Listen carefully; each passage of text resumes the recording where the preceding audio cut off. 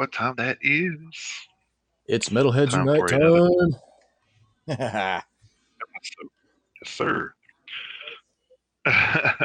Good morning to everybody out there listening live in the United So, man, States. what I and elsewhere. Yeah. Good afternoon and good evening to everybody else. Yeah, wherever you are. Yes. Yeah. Just And it say an could be good morning. all-encompassing good day. Yeah. It could be good Sunday. It could be good Sunday morning to some, I guess. Yeah, it actually could. Yeah, now that you mention it. So awesome. So, man, it's been a rough week for the metal industry. But how was yours? Well, I mean, I'm not or was not previously in the band Cinderella, so I'm pretty much doing all right. Right. Yeah. So that's a Yeah. as a that's just a wild thing. Golly. Yeah, it was like two deaths within what? At least one day of each other, maybe two. I can't remember the Uh, exact timeline this week, but yeah, it was like one right after the other, man.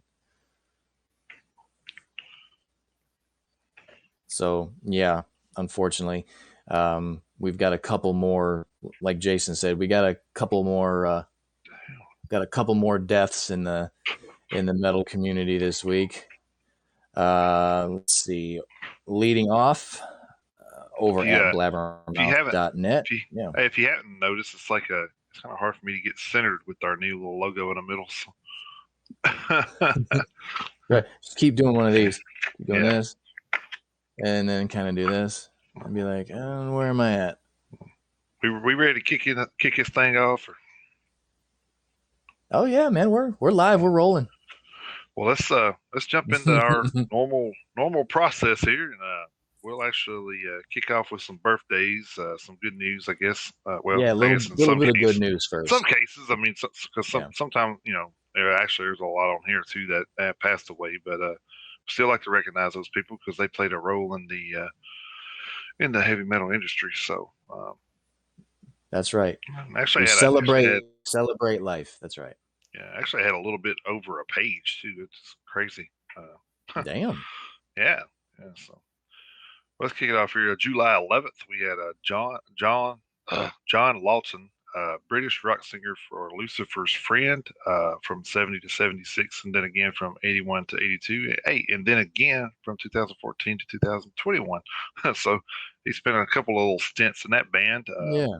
He was also the vocalist for Uriah Heep from 77 to 79. He unfortunately passed away actually earlier this year. I think we covered that at some point, but Yeah, we covered it last week. Yeah. yeah. So then we had Richie Sambora, guitarist for Bon Jovi, uh, which was crazy because I think we just did a story of history last week where his guitars were stolen. So he got his guitar stolen like right before his birthday. Oh, that's a pretty shitty birthday present. Yeah, right. July 12th, we had Eric Carr, drummer for Kiss. Unfortunately, he passed away in 1991. Philip Taylor Kramer, bassist for Iron Butterfly from 74 to 77. He unfortunately passed away in 95. John Petrucci, he guitarist for Dream Theater. Jesse Pintado, guitarist for Napalm Death. He unfortunately passed away in 2006. Then we had Sharon Den Adele, singer songwriter for Within Temptation. July 13th, we had Mark the Animal Mendoza, bassist for Twisted Sister. We had Bobby Rock, drummer for Nelson, Vinnie Vincent Invasion, Hardline, Alcatraz. He'd been in a few. Damon Johnson, guitarist, vocalist, songwriter for Thin Lizzy. We have Mark Barney Greenway, vocalist for Napalm Death. Hey, Napalm Death getting some love on the show this week. Yeah, they are. Stephen J. Brown, guitarist for Trickster. I'm probably going to kill this name, but it's Juiced Van Dan Broek, keyboard player for After Forever. July 14th, Tommy Motola, and he was a music executive for Casablanca Records. Oh yeah, Responsible okay, for yeah. responsible for a lot of early rock and metal. Let's see. I'm probably going to kill this name too. Joss Zoomer, drummer for Vandenberg. Um, and this one I had to make sure I gave these guys some love. It's Yomi, but real name is Jun Chiba. I know I'm killing these names, but he was a Japanese vocalist for Nightmare. Um, give our Japan metal scene some love there. And we Oh yeah, they have this they've got a pretty decent metal scene over there. Yeah. yeah. So this is one that I was telling you about last night that had a little bit of a story with it. Chris Steele, Oh yeah. yeah, Okay. Chris Steele is the bassist for Alex is on Fire. Um, when I was looking this up because I wasn't sure of what instrument he played because I'm not familiar with the band, but when I researched it, it did say that they they were a metal band. So I was like, okay, what does he play? So when I looked it up, I was reading some of the content there, and somebody described their music as the sound of two Catholic high school girls in a mid-knife fight. I thought that was a crazy. I was like, I've never heard anybody described like that. That's pretty crazy. That's fantastic. Yeah, makes me want to go check them out now, though. Yeah, telling you. uh, so we had July 15th. We had Chai Ching, bassist for Deftones. Unfortunately, he passed away in 2013. John Domayon, drummer for System of a Down. I probably killed his name too, but that's all right. July 16th, we had Alan Fitzgerald. He was a bassist for Sammy Hagar and a keyboardist for Night Ranger. So he played two different instruments in two different bands. Awesome. Uh, Ray Major, guitarist for British Lion. If you don't know British Lion, that is one of Steve Harris's side projects from Iron Maiden. Um, July 17th, Mick Tucker, drummer for Sweet. He unfortunately passed away in 2002. And then we close it out with Geezer Butler, bassist for Black Sabbath. And if you listen to him, the inventor of the devil horns. False. Yeah, right. Well, he might take credit for it, but we know the truth. Yeah. Well, we think we know more of the truth than Geezer does. That's for sure. Well, yeah. So. Yeah. Not being 100% sure I know the truth, but I know that Geezer Butler didn't invent it. He didn't. All right. Well, that was my birthday. That did not happen. Yeah. Right. So happy birthday to all of those that I mentioned there. And if I missed anyone out there, apologize. Oh, I did have one. I remember I did say there was one more that got added or that I found after the fact. Oh, yeah, you did find one last night. That's right. Yeah. Let's see.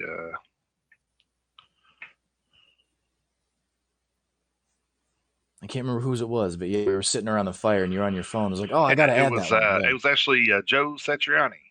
Birthday That's was on July 15th.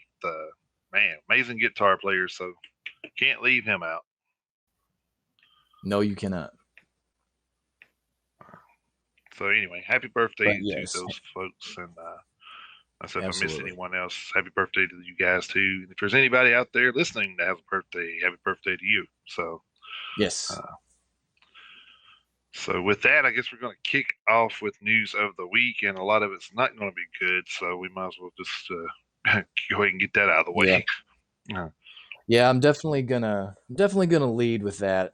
Unfortunately, this has become a that is getting to be a little bit more of a habit than we would like. But it's like they say, not all news is good news, and that is the case again this week.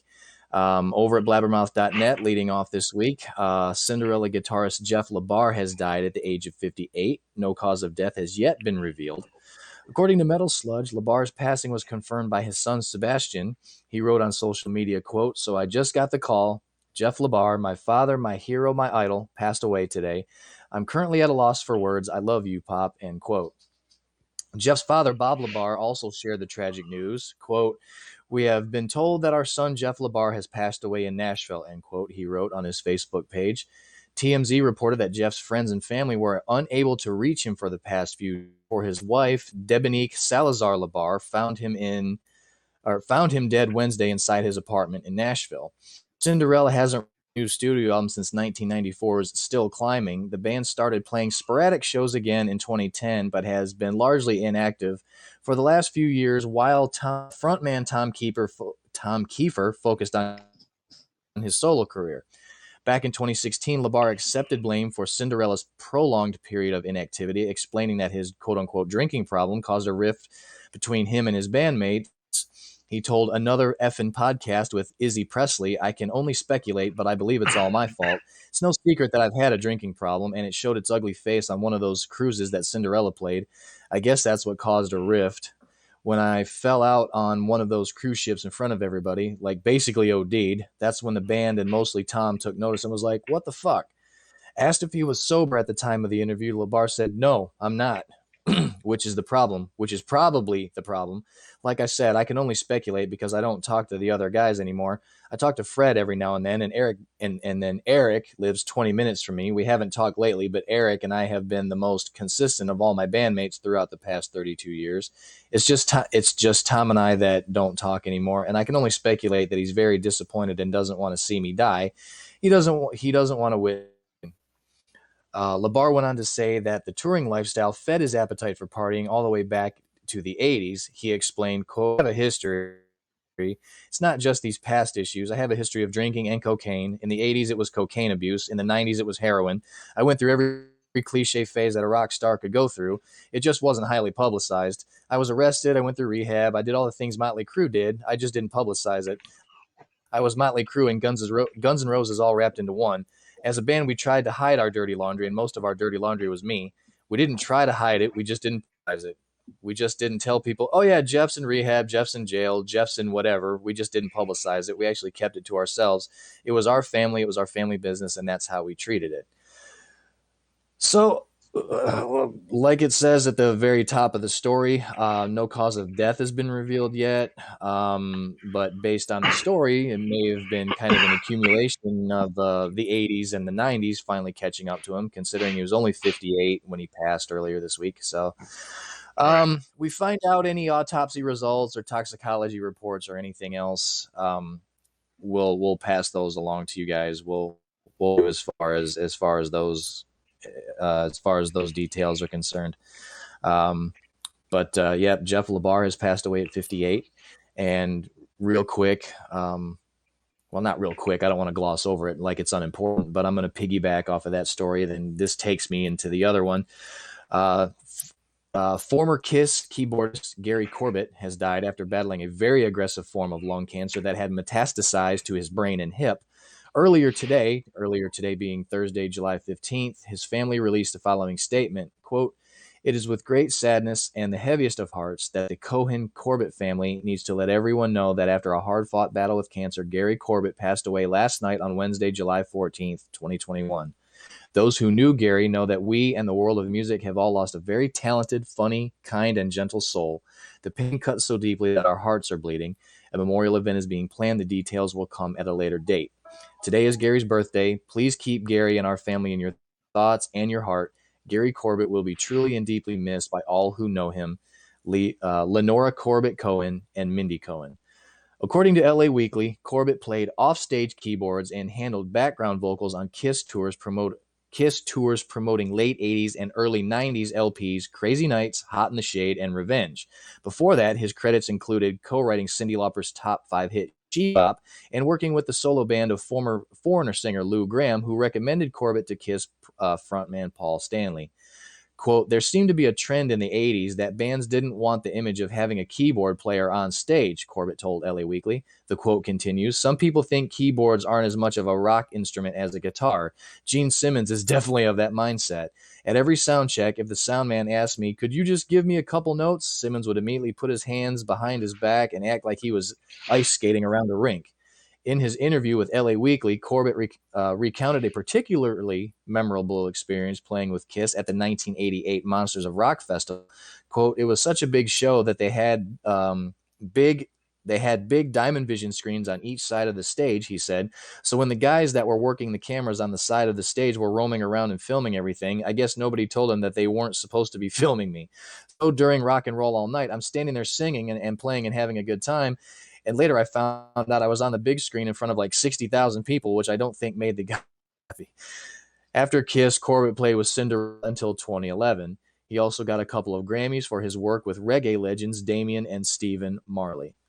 So, as we said at the top of the show, it wasn't a good week to have been a current or former member of Cinderella. I do know that I think it was last week or the week before last we had mentioned Gary Corbett and the struggle he was having with his battle with cancer, and there was a GoFundMe page set up, and I think Jason, you had donated some money to it. Um, Mm-hmm. which was, awesome. Good on you for doing that. And anybody else who may have helped out, you can keep doing that because I'm sure they will probably need help with funeral Yeah, expenses and stuff like that. exactly. So we can try and see if we can get that GoFundMe information. We can post it over at the Metalheads Unite Facebook page. But Jeff LaBar and Gary Corbett gone way too soon. And Gary Corbett's case, as always, fuck cancer. So Right, exactly. All right. Well, let's kick over into something a little. Let's change gears a little bit. How about yeah, let's do that, please. that? Yes. Yeah, my first story over here is coming from Kerrang. There's two official AC/DC branded craft beers on the way, courtesy of Knuckle Bones and Cali Craft Brewing Company. The duo of beverages, AC/DC Power Up Juicy IPA and AC/DC TNT Double IPA, will be hitting select retailers later this year, with the two companies teasing that this is just the first in a series of AC/DC branded beers, meaning may we suggest one beer for every single album, please. We are beyond excited to be collaborating with Cali Craft on a new line of craft beers for music superfans, enthusiast Tony Zimmerman, CEO of Knuckle Bonds. I don't know if it's Bones or it looks like Bonds Incorporated. Many of the bands we have worked with in the Rock Icons and 3D Vinyl series will be coming to the new beverage line. There's not a better band than AC/DC to kick this off, adds Blaine Landberg, CEO of Calikraft Beverage Company. Quote, over the years, we've always stood for collaborations that go beyond beer. We value community and the arts. As music enthusiasts, we could not be more excited to work with our friends at Knuckle Bonds and some of the most influential and groundbreaking musicians in history. Our collaboration is inspired by the band and is designed to be paired with their music. Great music and great beer, there is no better pairing. End quote. The Power Up IPA, named after the band's latest album, has flavors of bright passion fruit, ripe peaches, and juicy mandarin, while the old school TNT contains an explosion of fresh cut grapefruit, sweet mango, and fresh pine. Um, so, if drinking too much of it will still get you on the highway to hell. Was that in the story or was that yours? That was actually just an ad lib. So, Ah, very nice. mm. Very nice. I like uh, that. yeah, actually, I'm pretty sharp this morning for not being up at my normal time. So I was actually rushing in to get this thing running this morning. I was like, oh shit. But Yeah. Well, good yeah, on you for so throwing that one in there. I like that. That was very smooth. So yeah, go out and get you some AC/DC branded beer when that comes out. Like I said, I don't know exactly the areas of the retail that it's coming out in, so just be on the lookout. I guess if we find out anything other than that, I guess I can provide some follow ups later. Yeah, it'll probably be on the same shelf with Iron Maiden's Trooper beer. Yeah, yeah. Well, honestly, with unfortunately, with America, like a lot of the European countries are more probably Uh, I would say probably more keen to get those than we are. So, Oh uh, yeah, probably. I mean, they're probably. I mean, Iron Maidens is probably, and I don't know this for sure, obviously, but Iron Maidens is probably brewed over in the UK, and who knows if. I seriously doubt it for logistical purposes, but I mean, you would guess that ACDC would probably have their beer brewed in Australia, but who knows? well, I mean, I think these companies are here in the states. So, Yeah. I would say that makes sense because, like I say, you want to if you want to try to brew a beer in Australia and then have to worry about the logistics of getting it distributed worldwide, that would be a nightmare. yeah, exactly. So yeah, distribution purposes, you would probably think, here or England or somewhere like that, maybe. Yeah, I mean the UK would be a lot easier than Australia, that's for sure. Yeah, yeah. You just All put it in right, a pack. well, You can't just put like an order in a kangaroo pouch and have them hop it over. no, Uh, no, you'd have to put the kangaroo in a submarine to get it, across the Pacific Ocean to over here. So yeah. uh, All right, let's see. Keep with blabbermouth.net. I actually have quite a wealth of information, blabbermouth.net this week. For 127 years, Gibson has shaped sound across generations and genres of music, becoming one of the most relevant, played, and loved guitar brands around the world. Gibson has officially announced today being July 15th when this story broke, that Lizzie Hale, frontwoman of the Grammy Award winning hard rock band Hailstorm, will join Gibson as the female brand ambassador. The new collection will span acoustic and electric guitars across Gibson Epiphone. Hale has partnered with Gibson and Epiphone luthiers to design two sold out guitars, including the Gibson Lizzie Hale Explorer and the Epiphone Lizzie Hale Explorer. Today, July 15th, Lizzie was officially welcomed into the Gibson family as a brand ambassador on stage by Cesar Gakian, I think, band Gibson brands at the Gibson Garage in downtown Nashville, Tennessee. Hale will also help drive the culture of giving back as Gibson Gives Artist Advisory Council, where artists present philanthropic opportunities that fulfill the Gibson Gives Foundation's mission of creating, developing, and supporting nonprofit organizations to advance musicians, youth focused education, and wellness initiatives. Quote, I am beyond honored to be named a Gibson ambassador, said Hale. Ever since I was 16 years old, it was my dream to someday be a part of the Gibson circle. It's an incredible feeling to know that this dream has become a reality. Something magical ignites within me when I hold a Gibson guitar in my hands, the same guitars that my forefathers and foremothers of rock slung over shoulders. With Gibson, I am the rock star I'm meant to be. It is a privilege to represent my genre, my gender, and the incredible power of music that unites us all with my beautiful Gibson family. It's an honor to welcome, or that's an end quote. New quote, it's an honor to welcome Lizzie Hale as our newest Gibson ambassador, adds Geekian.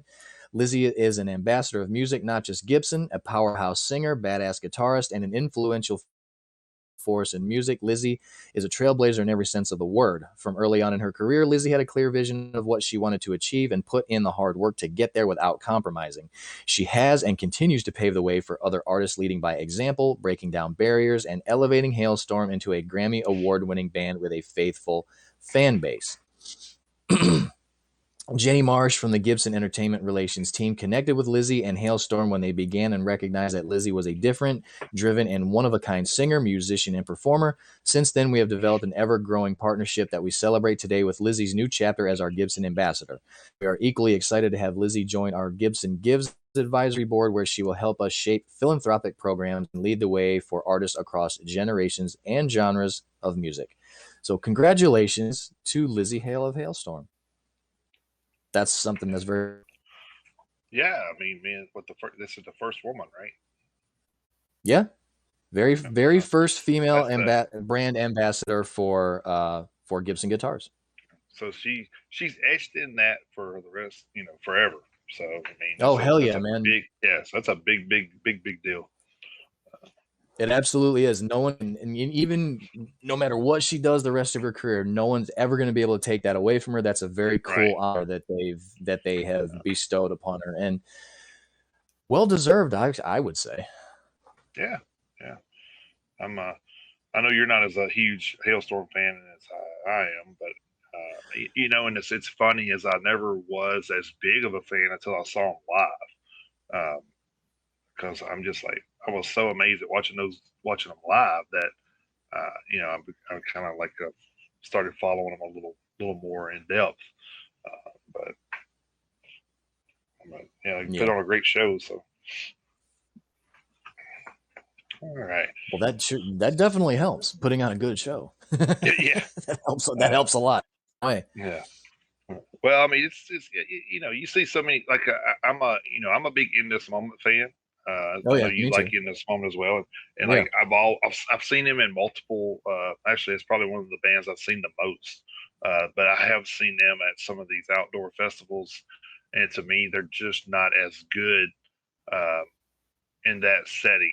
Uh, Indoors, oh man, they're one of the best bands to watch indoors, but outdoor, they're just not an outdoor band. And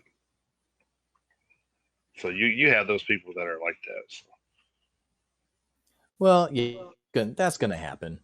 yeah. That's gonna happen. All right. Moving on here. Let's see. Avenged Sevenfold have revealed that a random select number of fans who have the bands Into the Ether NFT will be getting meet and greets with them for life. The Huntington Wow. Beach Metalers, yeah, released the 101 of the 101 of the exclusive tokens back in May, with 7 specifically having the attribute gold eyes. Taking to Instagram, they've now announced that those who have the 7 tokens will gain special access at future shows. If you have gold eyes, you get into the meet and greet at any show you go to forever.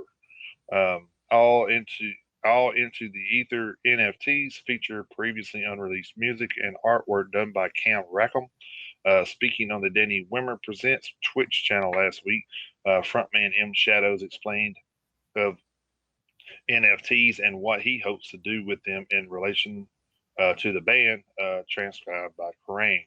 Uh, Quote, I've been trying to introduce the NFT play to our fans kind of slowly. We released an NFT with some unreleased music a few months ago, but we gave it out for free so people can get used to getting online. And the interesting thing about it is there's different camps this all goes into, but they're almost like clubs of people. NFT grants you access into certain things. So what I want to eventually create, and we're going to create very soon, is a token that allows you to get no line into shows, free merchandise, free tickets for life, meet and greets whenever you want at the live setting. So all these attributes and traits are going to equal certain real world utility. No bands have really caught on yet about the important NFTs, non fungible tokens. If you don't know what NFT is, can be to the whole thing that we do. Imagine owning your favorite band's NFT and you have access to all these things you've never had access to before simply by having the token on your phone. End quote. You can watch that full interview with them Shadows discussing that at Kerrang. But I think that's pretty cool, man. To get backstage meet and greets for life. That's pretty crazy. Yeah, I wonder how much, because I mean, I've seen a few bands prior to Avenged Sevenfold release these Mm-hmm. NFTs, and I'm still not even 100% sure what the hell they are. And I don't know what the and I don't I and that's I haven't done the research, and maybe I should have, because I know this is I'm sure it's going to happen more and more often. So I should probably look into it, so I know. So I basically know what they are and what we're dealing with Mm. when we report on them. But I mean, I don't even know what the hell the word fungible means. Um, but I don't know. This is the first band I've heard of the few that have come out with these things that have had that amount of benefits to buy these things. I mean, Right. eventually talking about free tickets, free merchandise, and then to those particular 7 people, they can just show up at a show and be like, hey, I got this thing, I'm going backstage, and no one can be like, no, you're not. They'll just be like, Right. oh yeah, they're over there. So I mean, that I don't know what that thing costs as far as gold was concerned, but to be able It to, had to be expensive. I mean, it you had would to be. think, you would think to get meet and greets for life. I mean, Jesus, So if like I say, I'll do some more research into what these NFTs actually are. But I mean, if this is something that's going to be like mass produced, as far as Mhm. some of these bands in the future, I mean, it's depending on pretty the much. artist, that may be something I have to look into. Yeah, I mean, it's pretty much cryptocurrency for for rock bands. I mean, it's like their very own Oh, kind of like okay. yes, but it's All like their right. very own kind of cryptocurrency. Uh, Oh, all right. Okay. I see. But yeah, it sounds like in the future there's going to be some hellified benefits to owning one of these things. So if that's the case, like I say, depending on the artist, that might be something worth looking into. Like, you know, of course, if Metallica ever comes out with one, theirs will be twice as expensive as everybody else's, and right. then. But I mean, I don't know if like a band like, I don't know, like Machine Head or something would ever come out with something like that, to where get to get up on stage and yell "Circle Pit" into the microphone or Right. something like that. Yeah. And I think I don't know if you remember, I did a Megadeth one a while back too. I think I did a Yeah, I Megadeth remember. I story on remember that hearing about back in that one. April, I think. So Yeah, I remember Megadeth being one of the bands, but I don't recall hearing about having any extra benefits to owning the Megadeth NFT like the Avenged Sevenfold one. Like I right. don't know if I don't know if Dave Mustaine's going to allow anybody a lifetime of anything for Right. free within Right. yeah. So, but I mean, good on Avenged Sevenfold. That's a cool goddamn benefit of purchasing that NFT. So that's very cool, Yeah. especially for the 7 people who have the one with the golden eyes. I mean, Jesus. Yeah. I was trying to look on here to see if they actually said anything about the cost of it, and Okay. I don't see anything on there about how much it actually costed. Uh, Oh, okay. Maybe I can keep looking into it and All right. figure it out Yeah, before the end of the show. keep looking that up here Because in I the was kind next of once little you said bit. that, Like, I'm like, yeah. I mean, once you said that, I'm like, yeah, that'd be kind of interesting to know exactly how much it cost. yeah. All right, let's see. Like I said, keeping with blabbermouth.net for a couple more. Due to international visa issues, Swedish metalers In Flames have pulled out of the Metal Tour of the Year, co-headlined by Megadeth and Lamb of God, and featuring special guests Trivium. Replacing them on the bill will be Hatebreed. Tuesday, July 13th, In Flames released the following statement, quote, "In light of the ongoing COVID-19 pandemic, we had to make the difficult decision to not join the Metal Tour of the Year. We were looking forward to playing for. This was an unbelievably hard choice to make. Thank you for understanding and your support as we all get through this unprecedented time. We have a lot of things in the works for 2022. More on that shortly. Stay safe, and we'll see you on the road again soon." Produced by Live Nation, the rescheduled The Metal Tour of the Year will now kick off on Friday, August 20th in Austin, Texas, and hit a further 26 cities before wrapping up in Quebec City, Quebec, Canada on Saturday 2nd. For anyone who's listened to the show in the past, that 26 cities was supposed to be 27, because Jason and I both had tickets to go see the concert when it came through Nashville, Hmm. but they canceled that show, so obviously we Yeah. got gypped out of that. Jason is lucky enough to be going to the Blue Ridge Festival in Virginia, so he's still going to get to see them, but I unfortunately will not. uh, So yeah, you and know, while we're on the subject, and we got a lot of people that listen here. I just want to say, Ticketmaster, get your shit together. It's been over 60 days, and I still haven't received my refund from the Nashville show. So, yeah, yeah. I really wish there. I mean, I know there's a couple other avenues of acquiring tickets for concerts Well, and events like that, but I mean, Ticketmaster all but has the market cornered, and I think that kind of right. sucks to Yeah. have to depend on them, because they got you Well, by the short hairs, and they pretty mhm. much. Yeah. After this experience, I'm probably going to look for the other avenues when possible. I'll put it that way. Yeah. Yeah. because it's just ridiculous. I think it's like I think Yeah. the thing that pisses me off the worst is you go on there and it says, if you have an event canceled, you usually get reimbursed within the 30 days, and it's been 60. And anytime you Yeah. email them, you get the dummy response, the real robotic response. You Mm-hmm. call them, you call them. I've called them, and you don't get to talk to anybody. It just kind of gives you this bullshit about how they're shorthanded because of COVID and all that. Which I mean, it could be, but you could at least say, give me an option to hold to actually talk to somebody that is still working there. But they don't give you Yeah. that option. It just hangs up on you. I'm just, and Or I think I'm more pissed about that part than anything. Is just like yeah. you're giving me. I don't like getting. Uh, I don't like getting the robotic answers. Or Right. or, or even if it was live people, and you feel like you're getting a rehearsed answer. I don't like that.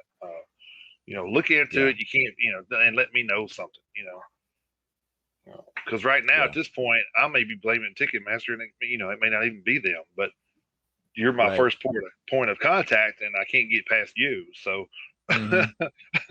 Yeah. I mean, at least like I don't know, like if you've ever like here lately, like if you call like your cable company or like the satellite company or whatever, a lot of times, if they give you that all of our customer service representatives that are busy, they've got like an option to where you can leave your number.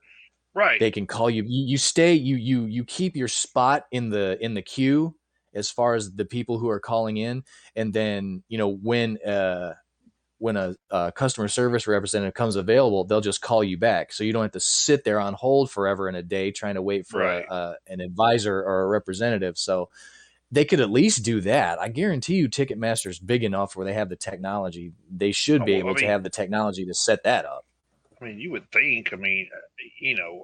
So not trying to dog our ages or anything, but I remember as a teenager going and waiting at the record shop or whatever, Yep. whoever sold the tickets, and Ticketmaster was the go to then. So you're talking 30 Mm-hmm. years ago. So you've been around for over 30 years, and you can't figure that part out. That's kind of disturbing, but Right. Yeah. uh, so yeah, I Yep. mean, customer I know. service needs to be the number one, no matter what you're doing with stuff like that. I don't You would deal with think. customers hands on where I work, but I know that whatever I do affects the customer at some point, and you have to put that mindset there, even though you're not talking to the customer. You have to put that mindset there to make sure they're taken care of, so nobody else has to talk to them either. You Right. know. Yeah. So I got two. I'm just gonna like run together because one of them's kind of short. Um, Okay. or was it your turn? Hell, I don't even know.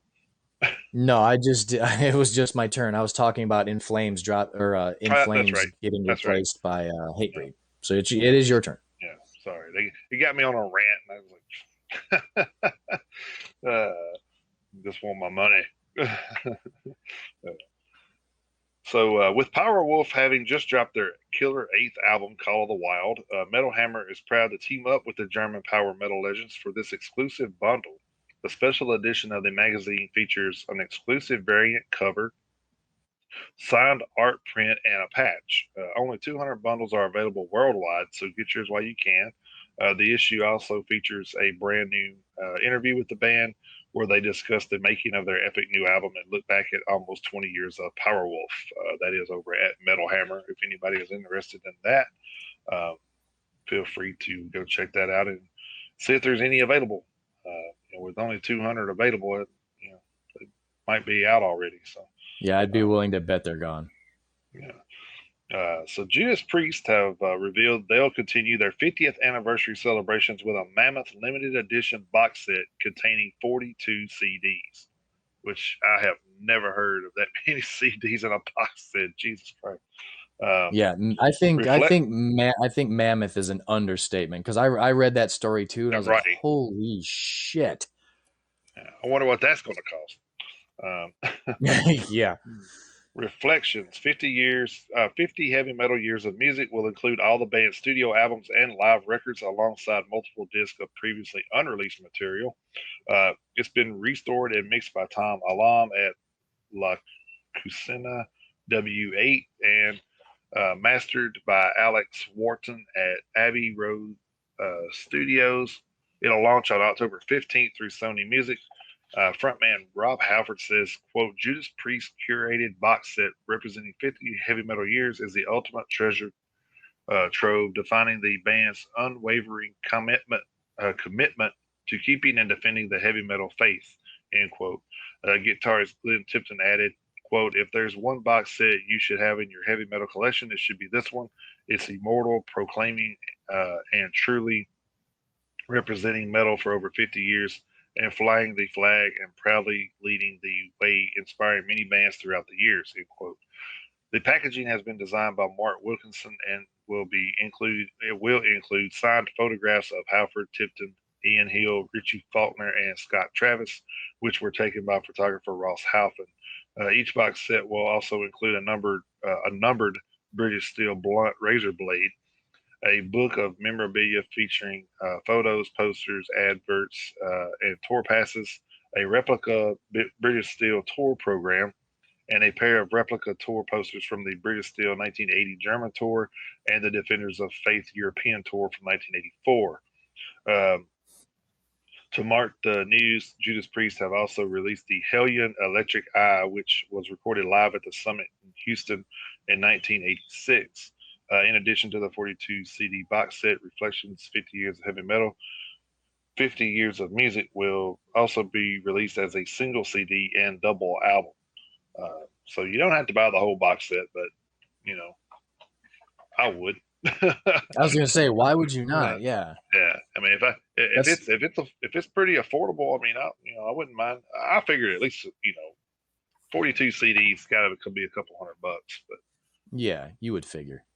yeah, probably like But two it's like ninety the nine. same thing, probably, but yeah, it's like when the Black Album gets re-released later this year Yeah, for the 30th anniversary. You know, buy the whole thing. I plan on getting the whole thing. I plan on getting the entire box set. right. So yeah, if you're gonna buy it, I mean, buy the whole thing. That's my plan. Yeah. Uh, I sort of apologize. It's like we're freezing over on Haps. Like me and you both are froze over there. So Well, my feed has been a little bit laggy for some reason. I'm not exactly sure why. I don't know. I'm not exactly sure why, but well, like I said, yeah, I just want to apologize. So having some technical having some technical difficulties, I guess, but hopefully everyone can still hear us. So yeah, yeah, I I'm think not the exactly voice sure part. what the Yeah, the problem with voice that part's is. fine. Yeah, the voice part's Yeah. fine. I believe So it's just the yeah. just the video. Just a And video. It may not be all bad because I can't get this goddamn gnat to keep landing on my to stop landing on my nose. So I got a gnat flying around me. He keeps landing on my nose and keeps hitting me in the fucking eyeball, and so it may not be all bad if we're having video issues right right. now because I can't kill this damn gnat. So that's why I put it in a live chat. People are probably sitting when they can see me, probably sitting here thinking I'm having a seizure or something. I'm not. I'm trying to swat at a bug. So that's going on right here in my face. All right, he just landed on my hand. All right, my last story over at blabbermouth.net. In the ongoing Dave Mustaine, David Ellefson Megadeth saga, comes the next chapter. Dave Mustaine says that there is no chance of David Ellefson ever rejoining Megadeth again. Mustaine, addressed the possibility of his longtime bandmate returning to Megadeth while filming a new video message on Cameo, which lets users hire celebrities to record brief personalized video messages about virtually any topic. Asked by Rockfeed if Ellefson could once again play with Megadeth at some point down the line, Mustaine said, quote, any chance on Ellefson coming back later on? The answer to that is no, end quote.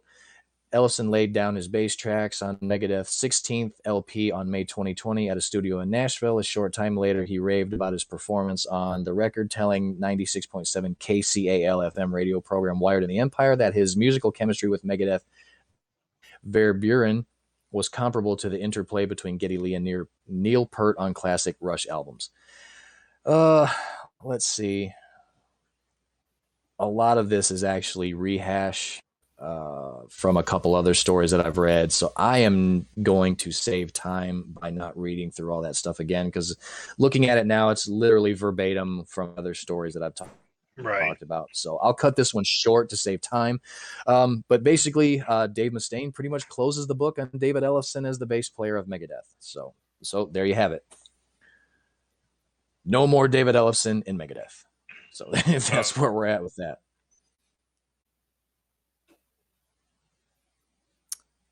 So let's see. Jason, looks like I may have lost Jason for a second. All right, so here's what I'm going to do. While I wait for Jason to come back, I am going to go over to metalsucks.net.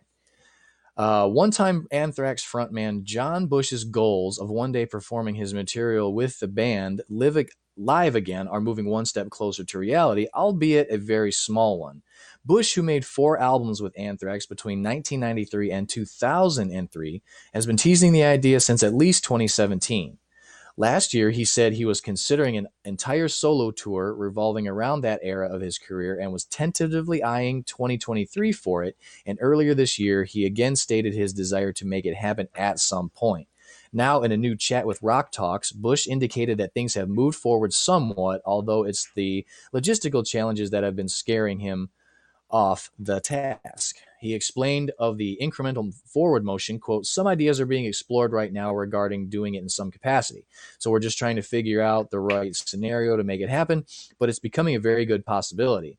For me, it would be a little bit difficult to put together only because I'm just really lazy. All I want to do is kind of do the singing, and I don't want to do all the nuts and bolts things about putting the band together and getting rehearsals and doing some of the business. That's the daunting part. If I could just go on stage and like, okay, I have to learn those songs again too, if I do. But there's all that stuff that's just a little bit different than just going out and singing, so we'll see. Bush added that he'd like for former Anthrax guitarist Paul Crook, who played on Stomp 442, which I think is an underrated album, Stomp 442, to be involved, and that the two have spoken loosely about it. We will keep you posted whether the Bush Thrax tour happens in 2023, sooner, later, or never. Your Metal Suckers are huge John Bush fans, in case you didn't know, and Jason and I are fans of the John Bush era Anthrax too. So if this solo tour does go off and it comes anywhere near Tennessee, I think we'll both probably be there. Yeah, and also a big Armored Saint fan as well, just because big Armored Saint fan too. Yep. Yeah. So, all right. Oh, just a quick update. Yeah, I killed the gnat. Oh well, there we go. I killed the gnat. Rest in peace, Nat. So yeah, we got another death to report. Yeah. Well, that one's not as sad. So not nearly as sad. No, not nearly as sad. All right, so, Jason, over to you, buddy. Welcome back. Yeah, I know. I don't know. Like I was sitting there and like everything froze, and then like your voice went out, and then I was like, "That's not good." And then all of a sudden, I seen like a thing popped up on my screen said Haps is having difficulty connecting. So I was just like, okay, I'll refresh. So when I refreshed, it actually went back in. I had to like hit join the studio again and all that good stuff. But I don't know what the hell happened. Like it's nothing to do with my side because I'm all green. So I have no idea. Crazy. Gotta love technology. Yeah. Well, how much of my voice went out? I didn't even notice. You went like right at the end of the Megadeth story, and then when I came back, you were talking about the John Bush thing. So, okay. So it wasn't a lot. Okay, so I don't think anybody actually missed any of the actual stories. Okay, all right, cool. Yeah, so it was kind of like which is good because go ahead. I was just saying it was kind of on the tail end of the Megadeth story. So Okay, all right. Well, hopefully both of the stories got in because I closed both tabs, yeah. so I don't have the tabs open so anymore. well So that let's was hope. just that's yesterday minutes news. Yeah. Oh man. All right. So hey, I know you need more Metallica jigsaw puzzles in your life, right? Uh, British toy Yes. maker Z Productions has got you covered. That's because the puzzle outfits Rock Saw's line of tabletop entertainments, each emblazoned with the artwork from a classic rock or metal album, seemingly won't stop until every Metallica album is a puzzle.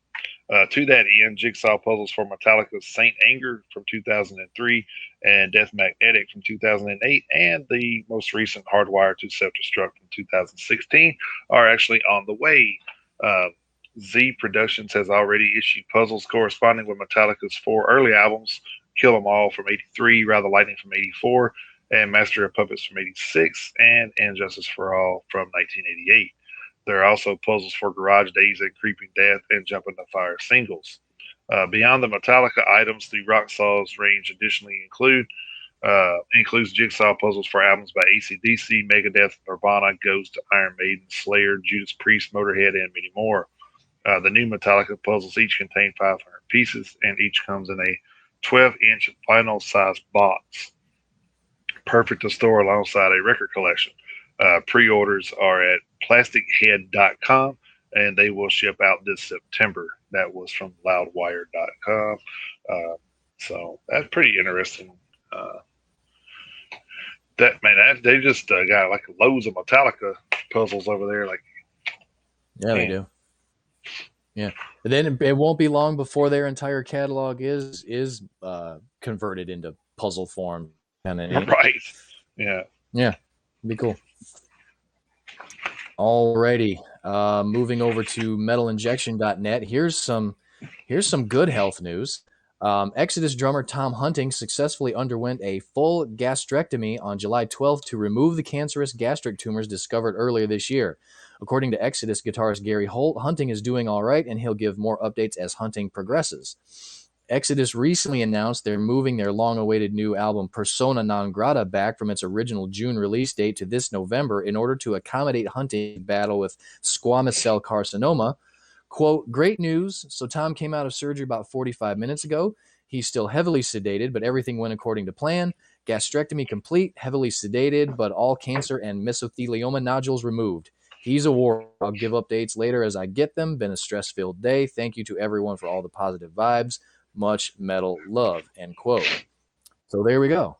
I mean, we got a awesome. good news as far as cancer goes, Yeah, and hopefully Tom continues to recover after the surgery, and everything goes according to his plan of getting back out on tour when the new album drops. So I yeah, was I was most happy I definitely. was happy to read that. So that's good news. Yeah, yeah, yeah. We needed some good news after the way we Yes, started, we but did. Yeah. all right. Sticking with Loudwire here, Life of Agony bassist and lyricist Alan Robert has just unveiled the Beauty of Horror 5 Haunt of Fame, the latest installment of his best selling coloring book series, which features rock, metal, and pop culture icons. A Guliana toy figure is also coming soon as the star character of the popular books leaps off the page and into the physical world.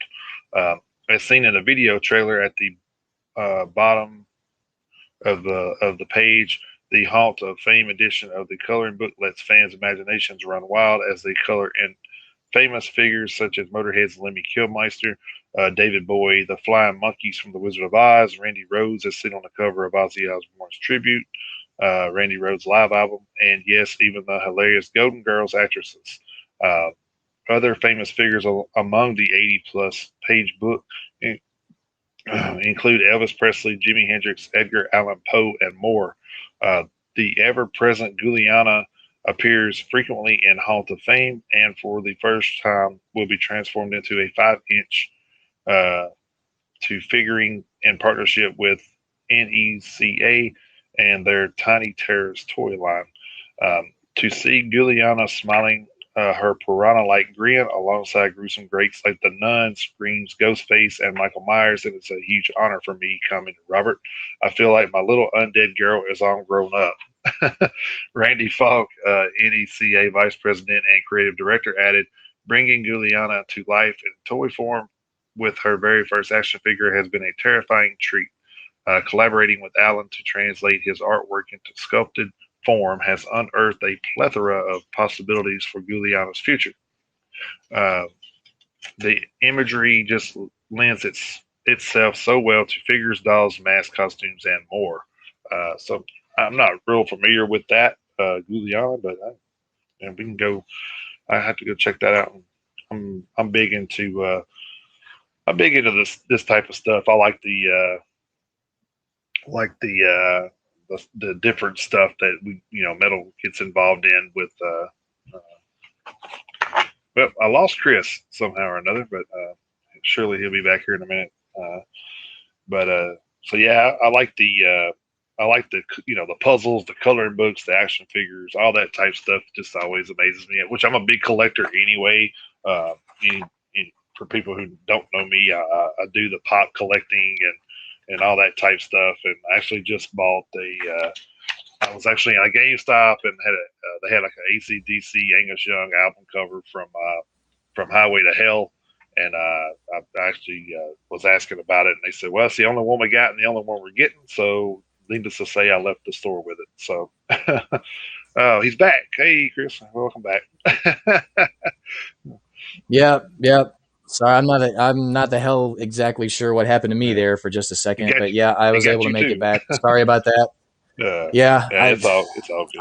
Like I'm I gonna said, be we're I'm gonna yeah, I'm gonna be doing I'm gonna be doing a little bit of troubleshooting after the show today. I don't know what the hell this is going on here. yeah, yeah. Sorry about that. We got to figure that out. So Yeah, sorry about that. so I'm gonna move on into this next one here and let Chris get yes, Michelle, it is. Thank you for commenting and interacting a little bit. Love it. So yeah, we're going to move on into another little thing that I love too is comic books. So Z2 Comics further cements its place in as the leading publisher of music-inspired books and graphic novels across all genres and formats, with the announcement of a book of original poetry from Five Finger Death Punch's Ivan Moody. Uh, Presented in an exquisite hardcover format, Ivan Moody's Dirty Poetry will be released this fall with signed special editions available exclusively through the 72 website or Z2 website. Sorry. Um, can we imagine Ivan Moody having anything but dirty poetry? I mean, No, yeah, yeah. Moody says, quote, out of all the projects I've undertaken, this is something truly out of the ordinary, completely unorthodox, and without creative walls. It is by far the oddest thing I have ever done, and that is saying something. I have no idea how this would turn out, but thankfully, between Blake and myself, I'm ecstatic with the first edition of Dirty Poetry. I'm intrigued and excited to share this full dose of my thought provoking, chaotic, and emotionally stimulating artistic vision with all of you. Welcome to my rabbit hole. End quote. Uh, ever wondered what really lies beyond where the sidewalk ends from the wonderfully twisted mind of frontman of Five Finger Death Punch? Ivan Moody's Dirty Poetry is a book of original poems, punctuated with dark art that's guaranteed to inspire upside down dreamscapes in the minds of its readers. Written by Moody himself with beautifully haunting ink and watercolor illustrations by Blake Armstrong, Z2 Comics offers this Halloween treat to readers everywhere this October. Armstrong says Dirty Poetry definitely stands out as one of the more free and unique creative experiences I've had in my career. Ivan's overall vision for this book was so twisted and tantalizing, it would have been hard to keep me away from it. Our collaboration was truly a blast, and I think the love shows on every page. My only hope is that the readers enjoy the book at least as half as much as we did working on it. It's gratifying to be a part of something so weird, unexpected, and special. The Ivan Moody's Dirty Poetry Illustrated book comes in at 104 pages and will be released in a standard hardcover edition in comic shops and bookstores alike in October of 2021, as well as a special deluxe and super deluxe editions available for pre-order now only through the Z2's website. So if you want those, you need to run over there and pre-order those now. I think that's the only way you will be able to attain those. So Ivan Moody's moving on into some poetry. That's going to be interesting. Yeah, there's probably going to be a lot of fucks in those. You would, I could see that. Yeah. Yeah. But again, like we were talking about with the Judas Priest box set just a second ago. I mean, if you're going to buy it, pre-order it and get the super deluxe version. That's what I would do. Right. Yeah. So I mean, if you're going to go all out. Okay, let's see. I think I'm down to my last story, which is good. That way, if my feed cuts out again, I'll be done with those. Yeah. All right, this is over at the PRP.com. According to the rumor mill, Megadeth's new mystery bassist may be Steve DiGiorgio of Testament, etc. fame. July 12th saw this recent cameo video from Megadeth vocalist guitarist Dave Mustaine make the rounds. In it, the band's current mystery bassist was obscured by a chair, but their bass guitar was not. Going by the model of bass shown, some have guessed that DiGiorgio has been tapped to take over for David Ellison on the band's forthcoming album and their immediate touring. You can see once such tweet below, and the screenshot of the tweet is in the story. And it pretty much does look like Steve DiGiorgio's bass guitar. So yeah, go check that out. Or well, hang on a second here. Let me try this. Let's see if this will work. Yeah. And not really. Bring it down. Barely. I could barely see it. No. Yeah. There we go. We gotta learn how to put it on and. Yeah, I don't know. Yeah, we need to learn how to do insets and stuff like that, because that was pretty goddamn crude. And make sure you say that right. Insets. SETS, not insets. Oh yes, no. Yeah, we're not going to post any of that. No, none of that. That's a wrong show. Okay. Yeah, no, we're not doing that. Yeah. So, and then we don't cover any Jerry Lee Lewis stories on here. So, right. So yeah. Screenshot it, pull it up from desktop, and upload. All right, well, Michelle, I may have to try that. I'll have to see if I can. Do that, because that was that was pretty bad what I just did. Yeah. So it would be kind of similar to where our logo is. So. Right. Yeah. But yeah, we're gonna kind of have to figure out how to do that, because I gotta laugh. I'll have to laugh at myself for what I just tried to do just then. But the rest of the Megadeth is trying to sleuth us like Iron Maiden did, I guess. Yeah, they're trying to, but Iron Maiden did it a lot better. Yeah, I think so. Yeah. They drug it out. They dragged it out, and they left little breadcrumb trail of clues along the way and everything else, and then when writing on the wall, of course, a lot of people figured it out what it meant. Hey, July 15th, writing on the wall is coming out, and all this other stuff. And so, I mean, people got it, but it was still cool to follow along the little trail of breadcrumbs and everything. Yeah. So that was cool. That was fun. But so yeah, it looks like the mystery of the new Megadeth bassist may have been solved, but you could do a lot worse than getting the bass player from Testament. You could do a lot worse. Yeah. Not a bad pick at all. So. And then the rest of the story just goes on to rehash the whole drama with David Ellison. So we don't need to get into that again. We don't need to get into that again. So what's the deal with everybody? I understand, like, it's a news story, it's a big story, but why you got to include it on every single Megadeth story? Like, we don't need to rehash. We know what happened. We don't need to rehash it week after week after week after week. Right. I mean, yeah, it just like irritates me Yeah. of how I mean news stories should be news stories. That's not news anymore. It's been going on for a month. So I mean, Yeah, that's called beating a dead horse. exactly. Yeah, yeah. So we try not to do that here. So just Yeah, so we you know. try not to. Yeah. So what else So you yeah. got? Is that all you got? Actually, I do, but like that was actually my last news story for Okay. this So week. So I got one that we didn't get to last week. I'm going to carry over real quick. It was from last week. It was so on May 16th, 2010, we lost Ronnie James Dio to cancer, robbing the metal world of one of the greatest ever vocalists. From his days as a crooner in the early 60s to Elf to Rainbow to Black Sabbath and his own band, Dio, his stunning vocals have shaped and influenced metal as we know it today.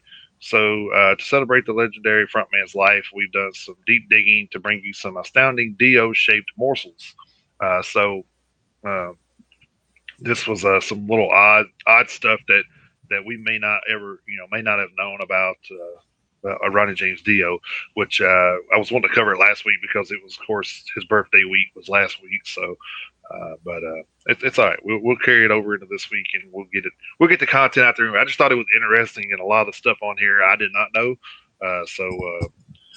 So the very first one here says Ronnie James Dio was 5'4", reportedly the same height as Michael J. Fox, Pablo Picasso, and Glenn Danzig, which was crazy because I didn't know Glenn Danzig was that short. yeah, I didn't know that either. I knew that Ronnie James was 5'4". I did Yeah, not know Danzig was that little. yeah, that's crazy. He's a jacked up ass 5'4". I can tell you I was about to say, you can see 5'4" on Ronnie James Dio, but Glenn Danzig was 5'4" tall and 5'4" across at one point. that. Exactly. Yeah, he was square. Oh man. Number two says, as a child, Ronnie James Dio learned the trumpet, and his father made him have lessons for 2 hours every day. He played on trumpet on stage with Gene Pitney when he was 15. His widow, Wendy, told Loudwire he decided that he couldn't pull girls playing the trumpet, so he taught himself how to play bass. uh, That's a bold strategy, that, Cotton. that's great. Well, I mean, it depends on who you ask because we did a story. I don't know if we actually did it on here, but I remember the story a few years back where the one groupie, she can say what she wants, but she was a groupie. Went Right. tried to sue the band because she slept with the bassist, saying he wasn't really a member. I'm like, yeah, the bassist is a member of the band. Jesus. Number three, because heavy metal was not invented, Ronnie loved listening to opera as a child and was a fan of Mario Lanza. Uh, I couldn't believe his incredible voice, he told USA Today. I wanted to use that aspect of vocalization in the rock and roll context. I guess that's the connection people see between my operatic style and music as heavy as possible. So that's pretty interesting that Yeah. he was a well, like you said, heavy metal wasn't invented yet because you know Black Sabbath wasn't around yet, I guess. Right. But uh, number four was at his parents' encouragement, Ronnie enrolled in the University of Buffalo and studied pharmacology. He attended a school from 60 to 61 and played trumpet in the university band. Well, that's interesting. Did not know any of that. That's pretty cool. Uh, being from the pharmacy world myself, it's kind of like, oh, it's interesting. But, Yeah. all right, number five, Dio is the Italian word for God, but he adopted his name, stage name, from Italian American mobster member Johnny Dio, whose real name was Giovanni Ignazio Dio Guardi. So that's interesting. He got his name from a mobster. Imagine Yeah. that. Number six, it's widely known that Ronnie played bass and sang for the band Elf, but did you know that keyboardist and guitarist Doug Thaler went on to co-manage Motley Crue? No, that's interesting. No, didn't know that. No. Yeah. Number seven, Ronnie and his first wife, Loretta Berardi, adopted a son, Dan Padavana, He released his debut horror novel, Storyberry, in 2014. It is an old school throwback horror novel depicting a small Virginia town attempting to survive a vampire infestation. Dan told Blabbermouth it's a combination of Nosferatu and Night of the Living Dead. Well, that might be interesting. Yeah. Number 8, during his first ever jam with Black Sabbath in 1979, the band wrote Children of the Sea, which would appear on the Heaven and Hell album released a year later. So the first ever jam, they recorded a song. That hardly ever happens. That's how Ronnie James does it. Yeah. Yeah. So, yeah. Number 9, the video for Holy Diver was filmed in St. Mark's Church on London's North Woolwich Road. It is now called the Brick Lane Music Hall and was voted Britain's friendliest venue by UK coach companies. Just to say, Holy Diver was recorded in a church that is kind of oh man, throwing up devil horns in a Catholic church. Awesome. That's metal. I think don't get much more metal than that, does it? Yeah, that's pretty metal. Number 10, Ronnie described his parody on the South Park episode Hooked on Monkey Phonics as wonderful. In the show, his band, described as a musical force of the 70s and 80s by Principal Victoria, performed Holy Diver at a school dance. I initially didn't want to let it be done because I felt that they were just going to crucify me and that I would end up being like what they did to Rod Stewart and what they did to Elton John and what they did to Ozzy. But they assured our office that they were real Dio fans and that I would like it. So I thought to myself, well, if you want to be an American icon, you better let them do it. and they did, and it was knockout. It was a knockout. It was funny. I thought they were more cruel to the drummer, if anything else. I have not seen that episode. I have to go back. I haven't either. And I'm not exactly sure. I'm not exactly sure what he's talking about as far as them making fun of Ozzy, because I remember he was in an episode, but if I remember, it was the Chef Aid episode where they were trying to raise money for chefs' legal bills, and I remember Ozzy being in that episode, but I don't remember them. I don't remember them like being mean as far as Ozzy. I remember him talking about. I remember South Park's Ozzy character talking about when he bit the head off of a bat, but that's about it. So I don't know if there was another episode where they made fun of Ozzy, because I don't recall one. So that's kind of strange. Yeah. I do remember South Park making fun of Rod Stewart because they showed him in a wheelchair shitting his pants like 3 times during the episode. Oh my God. So I do remember them making fun of Rod Stewart. Wow. But I don't remember them making fun of Ozzy. And Elton John. Well, Elton John was actually there's another Nat. God damn it. And as a matter of fact, Elton John was in the Chef Aid episode too, and they weren't making fun of him either. Right. I don't know. It's weird. I don't know. It's weird, but maybe he's seeing it different than we did. I don't know. Maybe, I don't know. But well, at 5'4", he definitely saw it differently from us. Yeah, exactly. But yeah, I know, right? But yeah, dad jokes for days at Metalheads Unite. But yeah, I'll have to see if we can find that Ronnie James Dio episode. Yeah. I'd actually be interested to see that. Maybe he was afraid he would come up short in the episode. I don't know.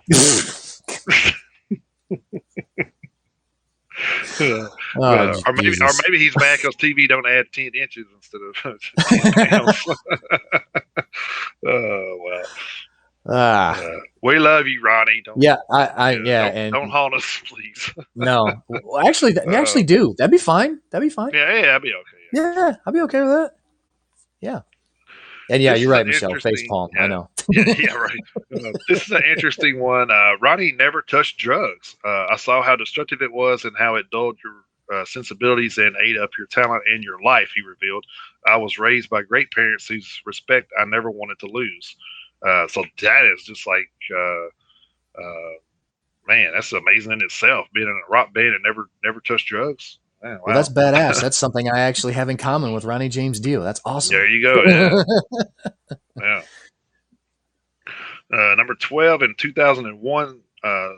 In the 2001 song Dio, Tenacious D claimed that the rock legend was too old to rock at 59 years of age, and it was time for him to pass the torch. Bullshit. Right. Oh man, you find a pick of destiny and you think you know everything. Jesus Christ. Yeah, and then they ended up breaking it anyway. So I mean, Yeah. 13. Ronnie James Dio was originally signed up to provide the voice of Doviculus in the metal video game Brutal Legend, but was eventually replaced by Rocky Horror Picture Show star Tim Curry. No reasons were given for the decision. Their loss. Still, there's always that 1989 Holy Diver platform game to sate your appetite. Wow. 14. As a lyrical master of all things sword and sorcery, Ronnie would be inspired to write while watching his beloved New York Giants on TV. Well, okay, now I don't like the guy anymore because I'm a Dallas Cowboys fan. I was about to say that's a deal breaker. Deal breaker right there. Not really. No. You know, fans can be fans and disagree. I mean, golly. Yeah, I mean, look at us, Michigan and Notre Dame. I know, right? It's like I always said that when we first started the show. I got the big ND in the background. I'm like, I said, I'm sorry, Chris. I will. At some point, I'll move the room around where you don't have to stare at the Notre Dame sign all day. Nah, you're fine. No, you're fine. One of us is it's okay. It's fine. One of us is right, and the other one is you. So she said the Giants lose so he could concentrate on writing. Well, the funny thing is if he was actually a fan of the Jets, he would have had even more free time. Right? Goddamn Jets. Yeah, goddamn Jets. 15. Hell, Jets fans aren't even fans of the Jets. I know, right? Yeah, they think it's the pizza. Yeah. 15 said the vocalist was introduced to Indian food by Glenn Hughes and took to it like a duck to curry. What? That's not racist at all. He tried it and loved it and wouldn't stop eating it. Remembers Wendy. So he loved the Indian food, obviously. So. 16 in the manga series JoJo's Bizarre Adventure, the character Dio Brando, a British vampire, was named after the metal legend and after Marlon Brando. From part 3 on, he's simply known as Dio. I did not know that. No, didn't know that either. So number 17, Ronnie James Dio severed his thumb in a gardening accident in 2003 and revealed his first thought was how was he going to flash the horns on stage? I was in my yard trying to place this garden gnome on a slope. He explained, this is a very seriously heavy piece of garden ornament, probably 60 pounds or so. Anyway, it fell over and I fell into the shrubbery and then began to slide down to the bottom of the hill. My hand landed on a rock and the gnome landed on it, squashing my thumb between the rock and the gnome. I just looked at my hand, and the first thought that flashed into my mind was, how on earth am I going to make my devil horn sign now? That's my trademark. I wasn't worried about the injury, more concerned with my career. I'm thankful I still have my thumb and I can still do my horn sign. Wow, that's crazy. What's so crazy about that is we actually looked at some garden gnomes and they make them Ronnie James Dio ones. So nice. I think I'm gonna go get one now. But anyway, here's how you do this, because Ronnie James would do this. No thumb. Here's how you do it. Yeah. Problem solved. Just turn around. Yeah. I mean, I don't put my thumb out anyway, because this is the American Sign Language. This is the American Sign Language for I love you. So this is I love you. This is metal. This is metal without a thumb. Yeah. Problem solved. Yeah. The last one on here was following Ronnie James Dio's death, his estate auctioned off exactly 666 of his belongings at Julian's auction in New York City in 2018. I'm glad that Ronnie's extensive collection of items will go to his fans, museums, and collectors around the world to be displayed for all to see and enjoy, said Wendy. These items are very special to me, but I recognize the historical importance of anything to do with Ronnie, and he would want his fans to be able to own, enjoy, and see these items for many years to come. All that was from Kerrang! Magazine, by the way. That's crazy. Is the state auction off at exactly 666. Yeah, I wonder what Man, that's I wonder what lot number 666 was. I know, right? It would Oh have been man. cool if it would have been his thumb. Yeah. Autographed, autographed Dio thumb. Yeah, just a thumb with Yeah, DIO on it. yeah, yeah. Just a I would it have may be bought that yeah. It just been a thumbnail. thumbnail. Yeah. Well, the cool thing is you can like grow one out, sell it, grow another one out, and sell it. That's true. That's true. Yeah. Yeah. So that would be But kind of that is neat. a. I want the Dio guard Yeah. thumb. Yeah, I do too. Yeah. Yeah, we do too, They actually Michelle. make Yeah. a Slipknot one too of all the That, bands. well, It's like a I was gonna say, I was just yeah, about to say that they actually have they actually have all 9 members of Slipknot in Garden Gnome form. I yeah, saw those not too long ago. Yeah, I want those too. Yeah.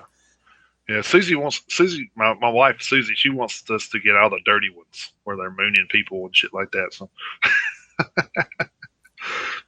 Of course she does. Of course she does. yeah, Yeah. yeah. I was Yeah. like, for someone to hate neighbors so bad, we moved into a neighborhood. So, Well, you might as well. Well, I mean, you might as well make it uh, fun if you're living in a because yeah, I live in a subdivision too. So I mean, you might as well make it fun. yeah, might as well, I guess. But yeah, Uh, that actually was interesting yeah, and there informative. was a lot Obviously, of there were stuff in there I didn't know. So, a couple of things we knew. Yeah, a couple yeah, of things we knew. But yeah, yeah, I did like that. That was actually worth yeah, holding over from last week. Yeah, yeah, that was cool. yeah, that's pretty cool. Like that one. Yeah. All right, so now we are ready to move on into our week in metal history. Ah, yes, we are. All right. This Week in Metal History, as always, is brought to you by This Day in Metal over at Twitter and on Facebook. Follow Metalhead Marv over there.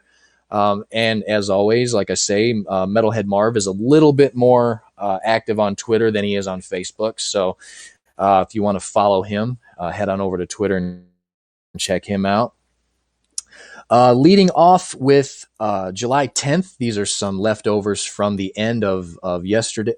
Not yesterday, at the end of last week's show. Leading off, July 10th of 2020, obviously just last year, Encepharum releases Thalassic, and Static X releases Project Regeneration Volume 1. July 10th of 2015, Cradle of Filth releases Hammer of the Witches. July 10th, 1986, Tankard releases their debut album, Zombie Attack. July 10th, 1987, Paranoia releases their debut album, Come From Behind. July 10th, 2001, Avantasia releases their debut album, The Metal Opera. That was the United States release. The international release was earlier in the year, rather. July 10th of 2012, POD releases Murdered Love. Moving ahead to July 11th, 2014, Gravedigger releases Return of the Reaper. July 11th, 1981, Def Leppard releases High and Dry, which peaked at number 38 on the Billboard 200. July 11th of 1995, Motorhead releases Sacrifice. July 11th, 2000, Motley Crue releases New Tattoo, which peaked at number 41 on the Billboard 200. July 11th, 2003, Rob Halford returns to Judas Priest as vocalist. July 11th, 2006, Strapping releases The New Black. July 11th, 1984, Black Lace releases their debut album, Unlaced. And July 11th, 1985, Precious Metal releases their debut album, Right Here, Right Now. Moving ahead to the 12th, July 12th, 1996, Deeds of Flesh releases their debut album, Trading Pieces. And Mortician releases their debut album, Hacked Up for Barbecue. July 12th, 1999, Unholy releases Grace Fallen. July 12th, 1994, Cyanide releases A Descent into Hell. Alice Cooper releases The Last Temptation. And Amorphous releases Tales from the 10,000 Lakes. July 12th, 1986, Carry On releases their debut album, Evil Is There. And Destruction releases Eternal Devastation. July 12th, 2005, The Black Dahlia Murder releases Miasma, that peaked at number 118 on the Billboard 200. Firewind releases Forged by Fire, and Obituary releases Frozen in Time. July 12th, 2003, Norther releases Mirror of Madness. July 12th of 2011, Decapitated releases Carnival is Forever. July 12th of 2006, Riot releases Army of One. July 12th, 1995, Creator releases Cause for Conflict. And July 12th, 1985, Hallows Eve releases their debut album, Tales of Terror. Moving ahead to the 13th, July 13th, 1990, Violence releases Oppressing the Masses. July 13th, 1986, Digger releases their debut album, Stronger Than Ever. July 13th, 1984, Dark Age releases a self-titled EP, and Grim Reaper releases their debut album, See You in Hell, which peaked at number 73 on the Billboard 200. July 13th, 2004, Dokken releases Hell to Pay, and Dream Evil releases The Book of Heavy Metal. July 13th of 2010, Hell Yeah releases Stampede, that debuted at number 8 on the Billboard 200. Moving ahead to the 14th, July 14th of 1992 was a busy day. Megadeth releases Countdown to Extinction, which peaked at number 2 on the Billboard 200, which was obviously, as we all know, was a fantastic album. Ministry releases Psalm 69, The Way to Succeed and The Way to Suck Eggs. Paradise Lost releases Shades of God, and Danzig releases Danzig 3, How the Gods Kill, which peaked at number 24 on the Billboard 200. And I'm going to make a quick aside. That Ministry album, Psalm 69, I actually have that CD downstairs on the shelf. I did not know that was the full title of that album until I saw that until I saw this and wrote it down. I just thought the name of the album was Psalm 69. I did not know it was The Way to Succeed and The Way to Suck Eggs until I wrote that just a couple of days ago. I've had that CD. I mean, it came out in 1992. I've probably had that CD about that long, and it wasn't until like 2 days ago until I knew that was the entire album title. And I was like, get the fuck out of here. Seriously? I had no idea. That was insane to me. I just thought it was Ministry, Psalm 69. I'm dead serious. As I sit here, thought that. So does the album have any of that extra on there, or it just says Psalm 69? See, that's the thing is I don't think it does. I don't think it, just like, because it's got the CD cover, Mm-hmm. and then you turn the CD over, and the little the little spine of the CD case, it just says Ministry, Psalm 69 on it. It doesn't say The Way to Succeed and The Way to Suck Eggs. It doesn't say that on there. So that's what I'm saying. I never knew that was the full album, the full title of the album until 2 days ago. Yeah. That's crazy. Yeah. An almost 30-year-old album. And I didn't find out until yesterday that was the full album title. That's the wonderful thing about what we do. Is I'm telling you, something man, along the way as well. So. Yeah, we do. And as another aside, I would say that Megadeth won July 14th, 1992. I'd say they won. They came out with Countdown to Extinction that day. I'd say they won. Yeah. All right. So, having said that, moving on. July 14th, 1985, Stranger releases their debut album, The Bell. July 14th, 1974, Mountain releases Avalanche. Go figure. July 14th, 1980. Yeah, July 14th, 1988. Halloween releases the single Dr. Stein. July 14th, 1998. Angra releases Fireworks, and Warrior releases Ancient Future. July 14th, 1986. TT Quick releases their debut album Medal of Honor. That's Metal, METAL of Honor. July 14th of 2003. Jaguar releases Run Ragged. And July 14th, 2005, The Accused releases Oh Martha. Moving ahead to the 15th, July 15th, 1986, Gravestone releases Creating a Monster. July 15th, 1998, Sentenced releases Frozen. And I know I've talked about Sentenced on this show before, but I have this CD also. And if you've never, Jason, I know I've told you before that you should check out the band Sentenced. If you check them out, I will let you borrow that CD because that's the one you should listen to. It's phenomenal, start to finish. July 15th, 1985, Hit Parader releases the compilation The Wild Bunch. July 15th, 1994, Overkill releases WFO. July 15th, 1989, Lizzie Borden releases Master of Disguise. July 15th, 1987, Trouble releases Run to the Light. July 15th, 2011, Manila Road releases Playground of the Damned. July 15th, 1993, Sadist releases their debut album Above the Light. July 15th, 2016, Blood Red Throne releases Union of Flesh and Machine. And 7/15/1996, Melvins releases Stag. Moving ahead to the 16th, 7/16/1984, Fastaway releases All Fired Up. July 16th, 1987, Overdose releases their debut album Conscience. July 16th, 1990, Wolf Spider releases Kingdom of Paranoia. July 16th, 2013, Trouble releases The Distortion Field. And July 16th, 2005, Rising Moon releases They Are As Us. And then moving ahead to today's date, I just got a couple so far. July 17th, 1982, Judas Priest releases Screaming for Vengeance, which peaked at number 17 on the Billboard 200. That album turned out doing pretty well. And July 17th of 2000, Dark Tranquility releases Haven.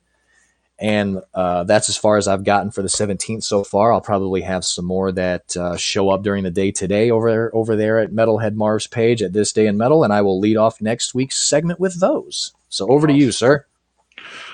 All right, let's see what I got here. So this week in metal history, I have July 11th, 1982. Phil Collen, former guitarist with the glam rock band Girl, replaced Pete Willis in Def Leppard, who was fired due to excessive alcohol consumption on the job. And I guess you could say the rest is history, but yeah, because Phil Collen is still there. July 11th, 1987, Heart started a 3-week run at number 1 on the U.S. singles chart with Alone. It also made it to number 3 in the U.K., so probably one of their biggest hits. July 13th. Yeah, July 13th. I don't know if it was that or just because you had a big-breasted Nancy on a horse. Maybe that's what did it. But hey, you know what? Whatever works. Yeah, whatever works.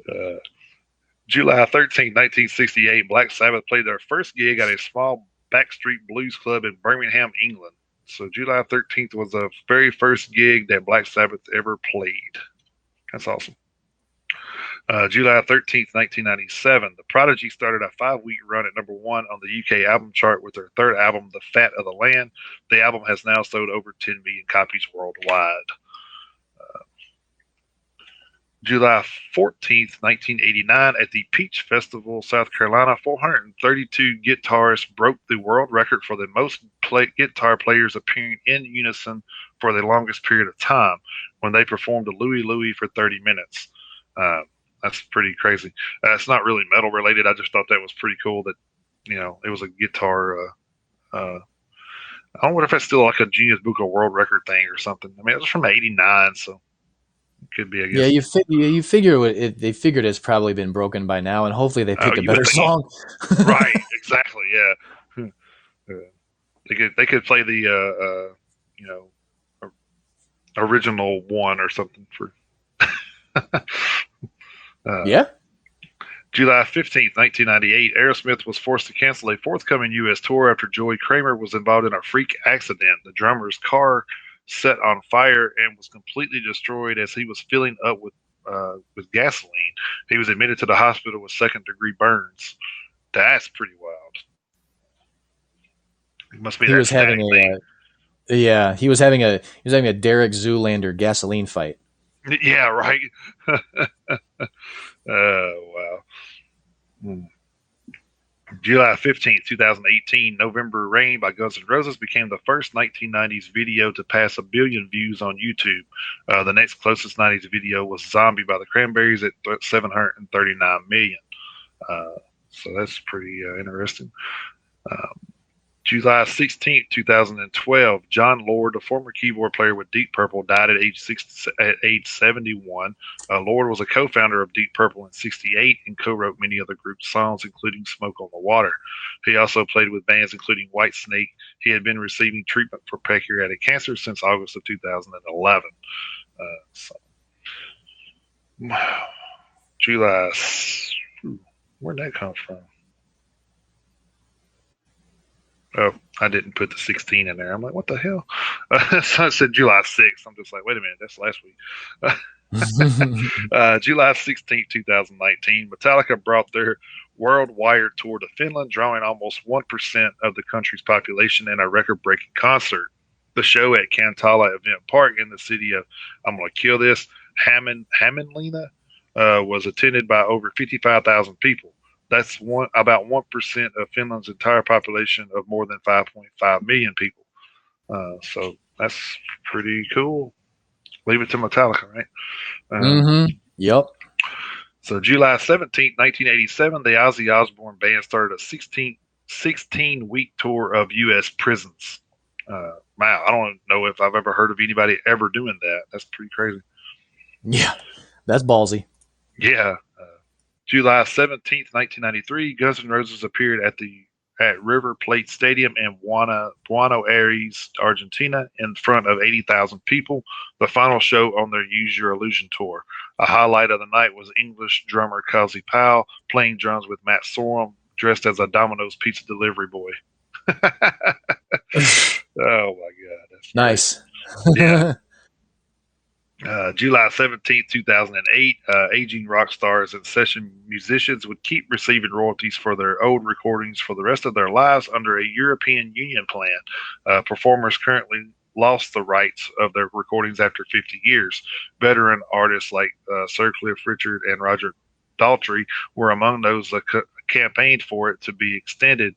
The EU had announced a scheme for copyright on recordings to last for 95 years, so they can get their money for life now. And they should. And they should. You're exactly right. Yeah, they absolutely should. I don't know why. Yeah. Like, I guess they thought 50 years. Half the rock stars wouldn't live that long. I don't know what the thinking was with the 50-year thing, but yeah, I mean, we got people that we listen to now that has been around for 50 years. So, right, Judas Priest, the Scorpions. Exactly. Yeah. Yes. I mean, there's plenty of bands that have been around for that long. And the funny thing is, I mean, I'm glad they changed it. It was, excuse me, it was right of them to do that. But at the same time, why go from 50 to 95? Just say. Yeah, royalties are a lifetime proposition. I mean, I'm glad they changed it. Don't get me wrong. I'm glad they did. And 95 is kind of an arbitrary number. Like I say, if anything, just go from 50 to 100. But I mean, why do you have to put a number on it anyway? Just say, no, fuck 50 years. You get royalties for your work until you die. I mean, that makes the most sense to me. Yeah, and you should. I mean, it's it's your creativity, so you should be getting something from it. So yeah, absolutely. But that's so I'm glad they changed it. That's all of the metal history news that I had. So all right.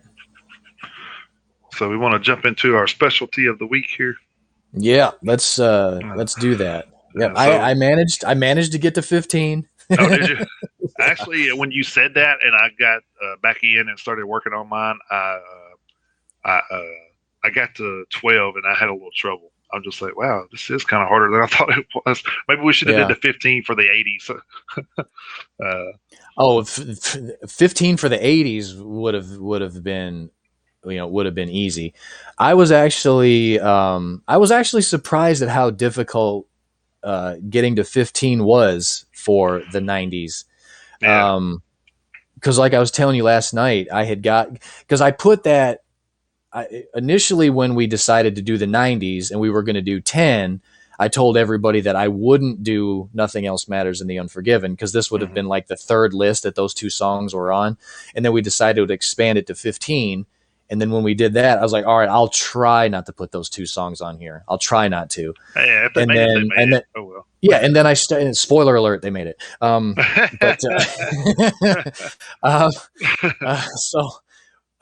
So when I started building the list, I got to I remember I told you last night that I got to 10 right away. Well, I actually, after I got home from your house last night, I look at the list. I took a look at the list, and it was actually only 8. I was like, oh shit, I've only got 8.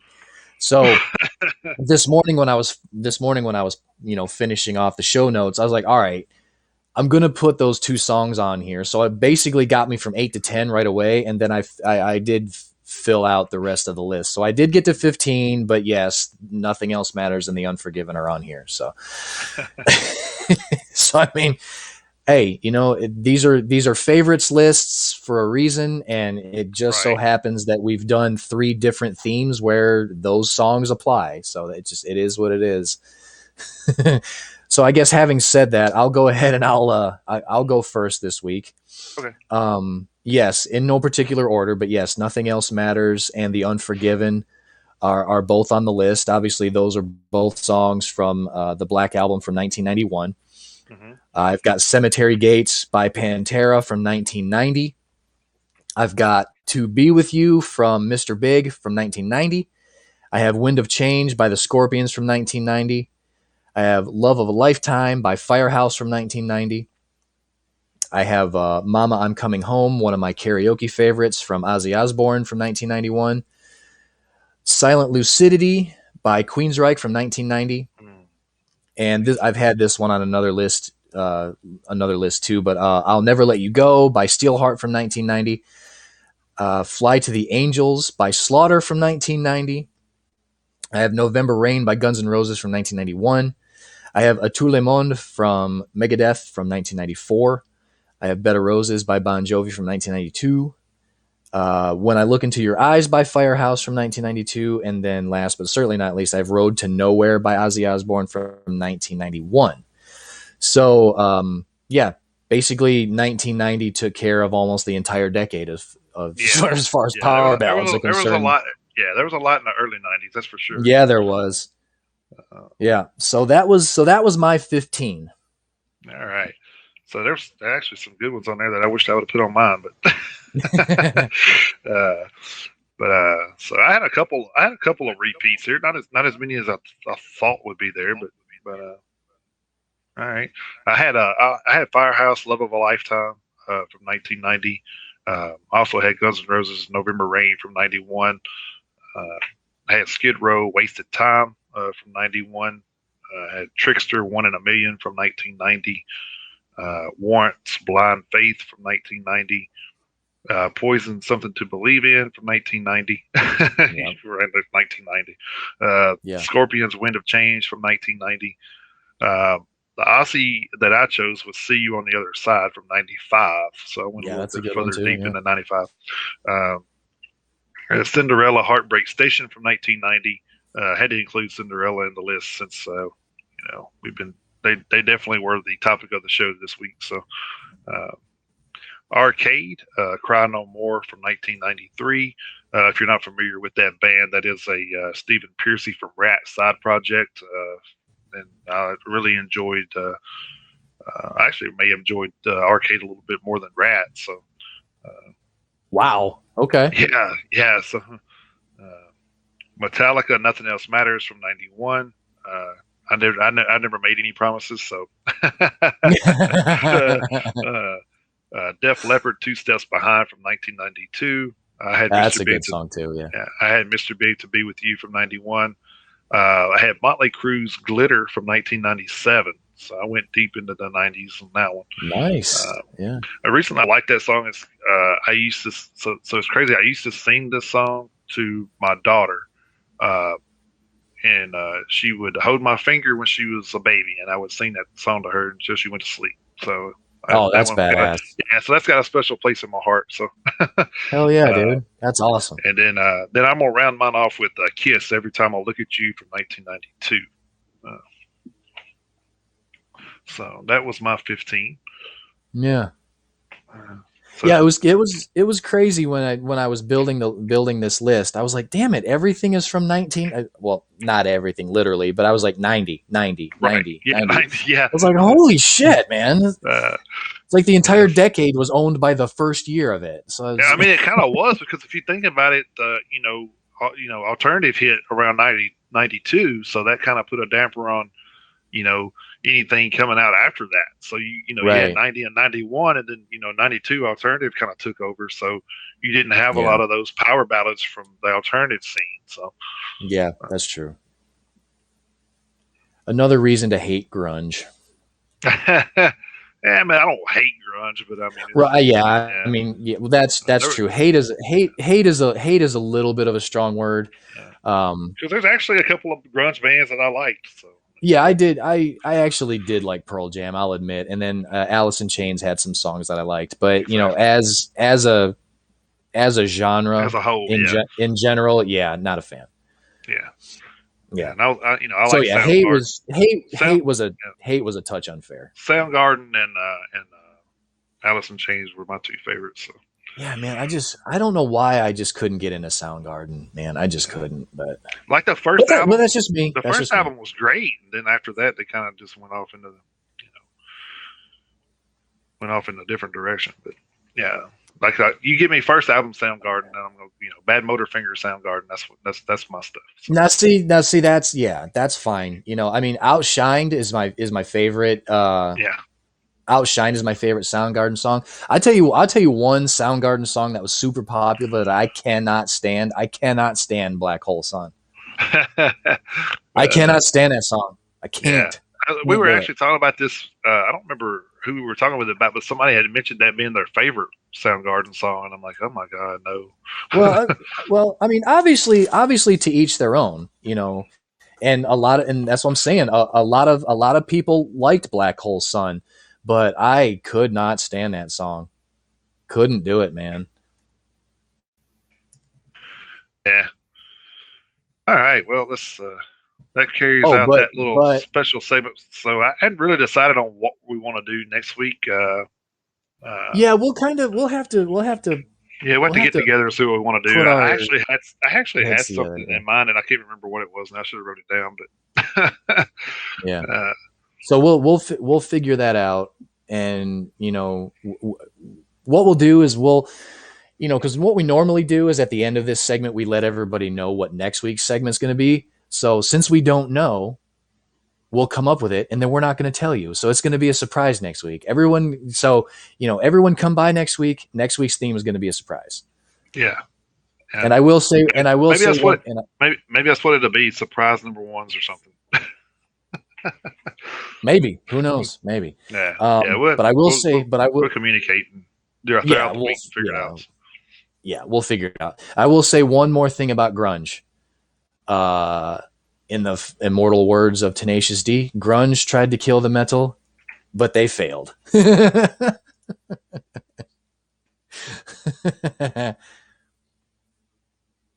Has metal gone downhill lately? Um, as opposed to when, Nazem? Yeah. I don't think so. I think so. The thing that that's this actually something that I thought about too. Like maybe 10 years ago, is I'm just like, okay, so we have all these great bands right now, but what new bands do we have that's going to carry on? Greta Van Fleet is not one of them. I hate I to think tell you, Greta. but I think Greta Van Fleet sucks. yeah, I mean they're more of rock than they are metal anyway to me. Yes. But there are some yeah, it's expanded exactly, and I think that's what's been going on for the over the last 10, 20 years is you went from just a heavy metal and hard rock. Now we had thrash and speed and death, and now it's metalcore and deathcore and all this other stuff now. So there's so Yeah. many like subgenres of metal that I don't think that's uh, Yeah. And the had Led Zeppelin all over it. exactly And I think that's another exactly reason why. I think exactly. that's another reason why we don't care for them. Honestly, Nazim, and it's not nothing against those guys. Those guys are talented. Don't get me wrong. It's just that we're not big Led Zeppelin fans, and they remind Yeah. us of that. So we're not as big into those guys. Yeah. And I've gone on record multiple times saying how much of a Led Zeppelin fan I am not, right, and so the fact that Greta Van Fleet sounds exactly like them was a deal breaker for me. And they're not a metal band for two, which right, I mean is fine that they're not. It's yeah, yeah, fine. yeah, And as far as Greta Van Fleet is concerned, it sucks for me to say that I don't care for them because they are from Michigan just like me. So mm-hmm. that sucks for me to say that. But yeah, they do sound a whole lot like Led Zeppelin, which is a no for me. But as far as metals, as far as the metal scene as a whole, you also have to take into account the fact that all of the technology that we have now, we're able to access music basically instantly.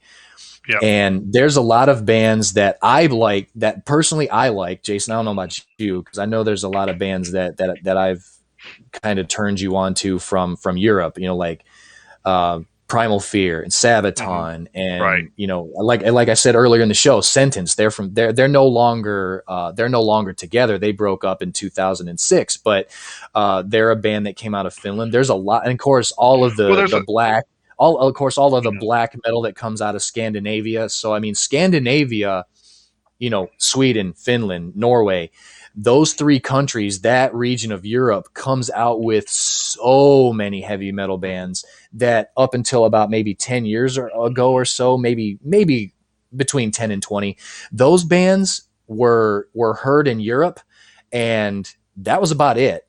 And Hmm.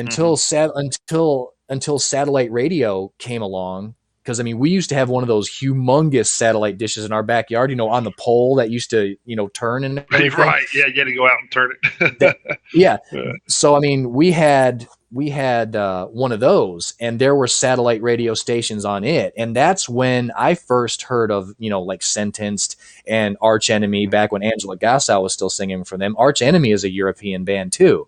So the fact that technology has kind of by default been able to broaden the horizon of heavy metal, no, I don't think metal has gone downhill at all. I Right. actually think, of course, metal has always been underground, as far as a genre, and that was Yeah, always it's not kind it's of not a been mainstream. the Yeah. attraction. Yeah, it's never been a mainstream genre of music anyway.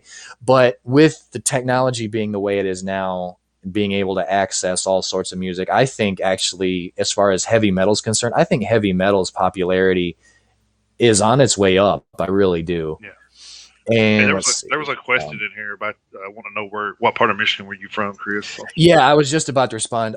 Michelle, I was actually born in Ann Arbor.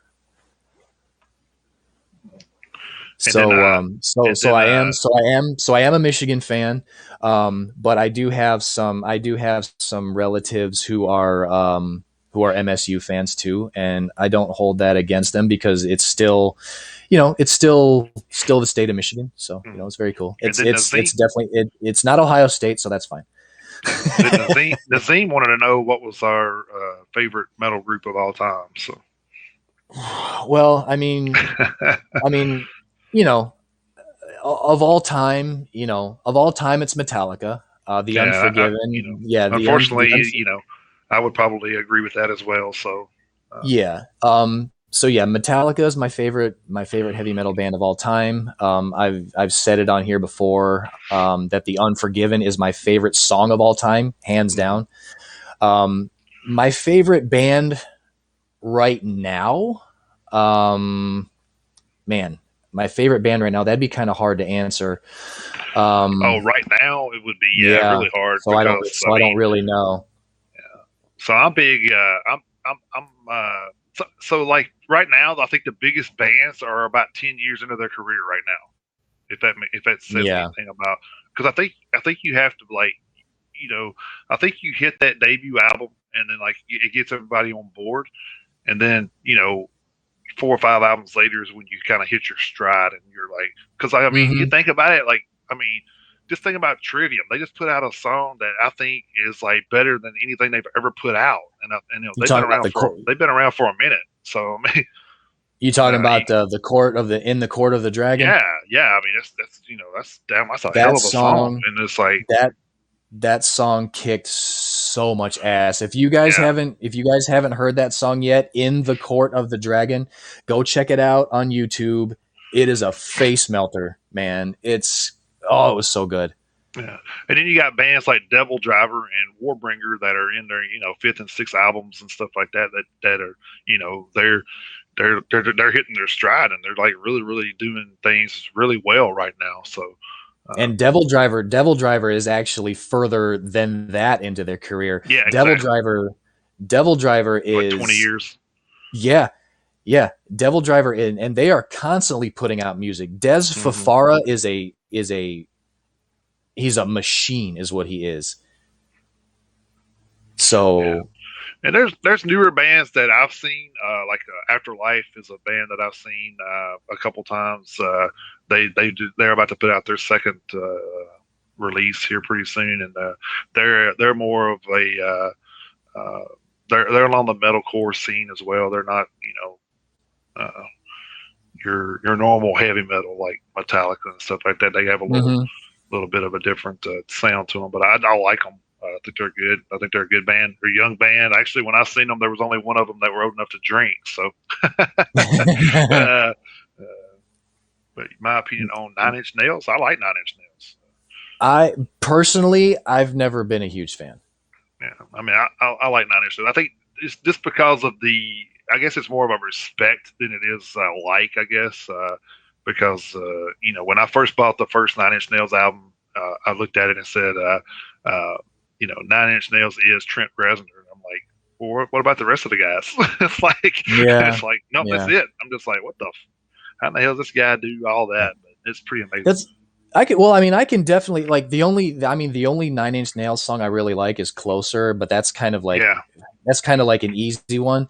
But I'm not a huge fan of Nine Inch Nails, but I can definitely respect the talent because I don't have the talent to make that music. It's like right. it's like the same thing with Tool. I really don't, an unpopular opinion alert maybe, but I really don't like Tool. There are a couple of songs off of the Undertow album that I like, but for me personally, I don't really care for Tool. Um, I actually think it's kind of an ironic name for that band because I kind of think Maynard James Keenan is a Tool. But again, that's just me. My opinions do not reflect the opinions of a Right. lot of people. I know, And I'm not a but big Tool fan either. So yeah, but I mean, but at the same time, I can still respect the talent because I don't have the talent. right. So I'm not gonna hate on anybody's. I'm not gonna hate on Tool and I'm not gonna hate on Nine Inch Nails. The talent that they have, but as far as their music, yeah, just not a fan. And then, like I say, Yeah. that's I think it's just just two a. I that's think just it's 2 cents of me. I think it's just a bit stale as far as Tool goes because I don't see any. This new album came out and I don't see any difference. I've listened to it, but I don't see any difference from that than than I did with their first album. So this is kind of like they're not doing anything different or more creative in my. That's just my opinion because everybody's got their opinion about everything. So Yeah, because I remember when I remember because I mean, how long was the gap between two albums? It was really long. 13 years, yeah. Yeah, because I remember, and I don't remember the name of the song, but I remember when it came out, I listened to it, and I was like, "This is what we waited." I was like, 13 "This is years for what you. we," yeah. I was like, "This is what we uh, waited this long for." Because I mean, I don't remember the name. Like I say, I don't remember the name of the first single, but I listened to it, and I was like, first of all, this is boring as shit. It's no different, and this right. is what the hiatus brought us. Yeah. The gap in yeah, and so yeah. And Nazem, I totally agree with you. I miss going to concerts too. My last one was in January of 2020. That was my last concert. It's been way too damn long. Yeah. Uh, we actually ran out of time conversating. That's kind of a odd thing Actually, for us to do. So, but actually, you know what? uh, That's totally fine. oh yeah, I'm cool with We this. It kind can of we puts us in a it kind of put us in a little. It kind of took us out of our normal routine, which is good. Yeah, I kind of hate getting stuck in a little normal, too normal. I don't like being too normal. yeah. Um, yeah, but what we can do is the cool thing is we can post the album reviews at the Metalheads Unite Facebook page. We can Hmm. do a couple of write ups. Hey, Oh, we just got hey, permission to go longer. hey, here we go. So we'll We just got permission to go we'll longer. throw them on here for then real quick. So Yeah. Yeah, cool. Yeah, we just got permission from the boss that we can go longer. So, All right. So we're so shit, if you they're will gonna get give, the album reviews anyway. So yeah, hey, you too, Nazim. Thanks for yeah, stopping by. yep. Nazem, thank you. We appreciate you coming by. Yep. And Michelle, you're still here. We appreciate you being here too. Yeah, Yeah, but yeah, I've getting as actually far enjoyed as I actually enjoyed the little conversating. That's pretty cool. We yeah, we I don't we don't get that every week. We do get it sometimes, but we haven't got it every week. So it is cool to get that every once in a yeah, while. So so yeah, the banter was awesome, and you guys asking us those questions was fantastic. yeah, Love that. actually, Michelle, I actually have tickets to the Blue Ridge Rock Festival coming up in September. Other than that, I have nothing planned. I do want to see Judas Priest and Sabaton. That's probably one of the shows, and I think me and Chris were talking about seeing Slipknot and Killswitch over and taking a road trip for that. Yeah, But because yeah, so they're coming to Birmingham, so that's only like mhm, that's like a roughly two and a two and a half half, hour 3 hours away. drive from where we live. So yeah, it's a straight shot down Interstate 65. So we may go see that one. Um, like we said earlier in the show, we had tickets to go see Megadeth in Nashville, and we also had tickets to go see Slipknot in Nashville, but those two concerts got canceled, unfortunately. So I'm not really, honestly, other than those two, don't have any. I don't have any shows that I'm going to be planning on just yet because I really don't know. Tours are just now starting to get rescheduled and rebooked and stuff like that. So I'm behind as far as keeping up with anybody who's coming to the Nashville area. So I'm not real sure. There aren't really any on my radar for Nashville. I don't. Oh, I won't oh, be. I I forgot won't be about. able to. Go ahead. Yeah, I also forgot about the Motionless in White and Light the Torch. Are also coming. I think they're in end of September. I think so. Oh, that's right. Yes, Yeah, Susie had mentioned that one last night while we were yeah, sitting yeah. outside. That's right. I forgot about that one.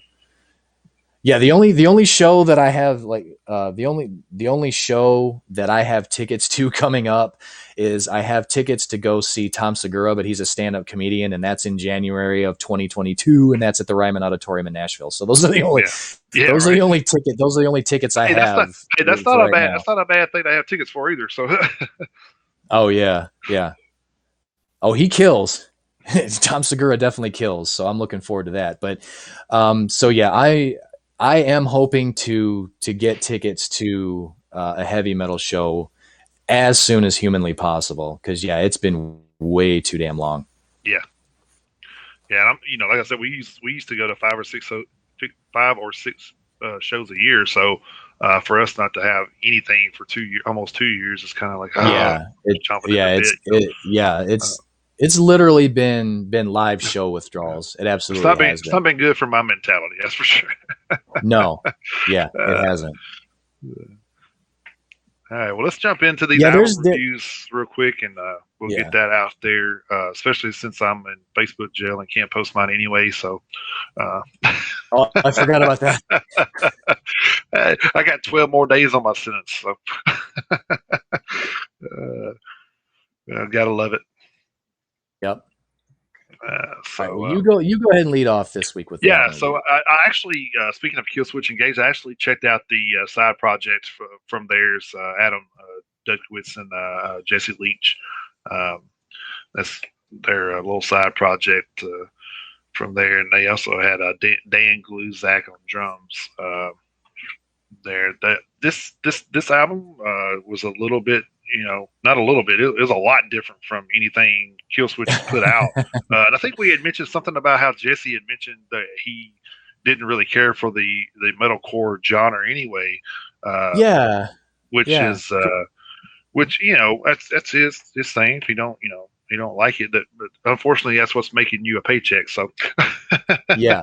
Yeah, uh, it's Jesse Leach has made some very strange comments over the last yeah, couple weeks. It's yeah, and been I it's think been odd.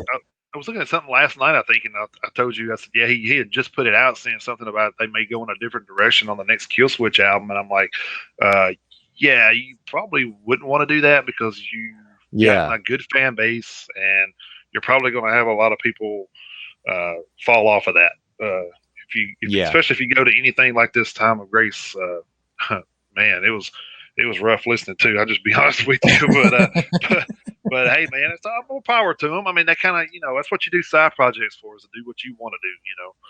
Exactly, You exactly. know, and nothing against like Jesse Leach, and I mean he's got a great voice, but I just don't. It was almost too ballady for me. I had like three good songs on there. Like it was pretty heavy, and then the rest of them were kind of like ballady type songs, and I'm just not into. Yeah, I don't mind them. It's like kind of like you said, I don't mind that. I just you just want um, to have two or three on there out of a 12 song lineup, then that's fine. But don't make two or three heavy songs and then all Yeah, you don't want ballads. the you Yeah, don't want you don't want the ballads to be the main attraction. right, because it's unless that's what you want to be known for, I guess. But whatever. Well, Uh, true. Yeah. yeah. So anyway, this album, songs of loss and separation. It was 10 songs, 48 minutes, 59 seconds. Like I said, wasn't a great listen for me. Uh, just I think this was their actual second album, I think, and it's been 10 years since they put out their first one. So uh, I'll be damned. I didn't know that. yeah, so I haven't heard the first one yet. I may just go back and listen just to see if anything's changed or if that's just the way they've always sounded. Because I don't really want to shit on the people. That's kind of what Right. that's kind of if that's kind of what they're going for as far as sound, then that's great. I'm not gonna, but anyway, so it wasn't great. I mean, I probably just keep it down the middle at a 2.5 out of five horns. Just like I said, just wasn't what I was expecting. Of course, it doesn't matter what I expect, I guess, but Well, yeah, see that's the thing is I mean you got the lead singer and the lead guitarist at Killswitch Engage, so it's hard to get out of it's hard to get Killswitch Engage hmm out of your mind, yeah, even though you're trying to keep an open mind, but it's like, all right, it's half of Killswitch Engage. Try to keep that separate, and then you start to listen to it, and you're like, it's not Killswitch Engage. So it's like try as hard as you can to keep the two separate. yeah. It really can be difficult to do that. Well, I mean, they really kept it separate, so they did do that, and they did that. They did that very well. So, uh, but I mean, it's kind of like Stone Sour with Slipknot. I mean, Corey Taylor's got two great bands right there, and they've sounded the same in some senses. Every once in a while, you're like, that sounds, you know, a little bit too Slipknotty for me if it's a Stone Sour song or whatever. But but yeah, this one did not sound anything like Killswitch Engage. So I did read where they said it was like Adam Dukowitz started writing this stuff when he was in the hospital after a back surgery in 2007. So that's kind of where this kind of formed from. Yeah. So you have something like that happen to you, then maybe you take a different look at life and want to go in a different direction than what you are. Kind of get more you know Yeah. faith related and stuff like that. So Well, anyway, it was like I said last night when you first pointed out that article where Jesse Leach was talking about wanting to change the style of Killswitch Engage. You don't do that with your main band, especially with a band as popular as Killswitch Engage has become. right, If you want, he's got this side project, and if he wants to stretch his legs or spread his wings or whatever cliche you want to use, um, do that in your side project. Don't don't risk alienating your core fan base of the band that basically made your career right, by saying the things that you've been saying. Jesse Leach, I mean, a couple weeks, it was either last week or the week before last, I brought that story up where Jesse Leach was like, "Yeah, I don't really like metalcore that much." I mean, that was almost like a direct quote from that story. It's like, why the hell are you going to say that? You know, I mean, I mean, if that's the way he feels, I mean, that's the way he feels, but you got to word Mhm. that shit differently. You got to word it differently. So, I mean, so he's had a few red flag comments over the last few weeks. It's kind of like raised my eyebrows a little bit. Yeah. Well, I mean, and if anybody don't know the background with Jesse Leach, when he was originally in Kill Switch, he had to step back for some mental health issues. So he's definitely had a lot going on in life Yeah, he has. from the get go. So I mean, is he just in one of his phases with his mental health again, or what? We don't know, but let's hope that's not the case. Yeah, yeah. But I mean, like I say, if he's got he's got two projects going on. You know, if he wants to, change things up, then he needs to do it in his side project. You know, Yeah, yeah, exactly. leave kill switch engage alone. Yeah, uh, leave them alone. yeah. So was Also, that the was go that ahead. the only one that you had? Did you just do the No, one? actually, I checked out Resurrection Kings. They were Oh, that's right. That's right. yeah, they were a band from California. They were formed in 2015. Band members are Craig Goldie on bass and keyboards, Beanie Apiece on drums. So there you got a familiar name there, and Yep. Chaz West on vocals. So it's a little three piece. Actually, they got four people in the picture though. That's kind of weird. Uh, so uh, maybe that's okay. Maybe I got you. So there's another guy on here, Sean McNabb. It says it's got a question mark, so I don't know if he's like on the outskirts of being out of the band or what's going Like on, but maybe he was session musician. it could have been or whatever. So he was he was an ex Queensryche, Dokken, Quiet Riot, so he could be. So it's got Could a lot be, of yeah. yeah, it could have been a lot of just a session guy. So Just a anyway, hired so gun. Yeah. yeah, just a hired gun. Well, I mean, good for them. So No, that's fine. Yeah. I this mean, hell, this is their super groups are basically nothing but a bunch of hired guns anyway. So yeah, right, right. So this was their second full length album, Skygazer. Uh, ball gazer. actually, huh?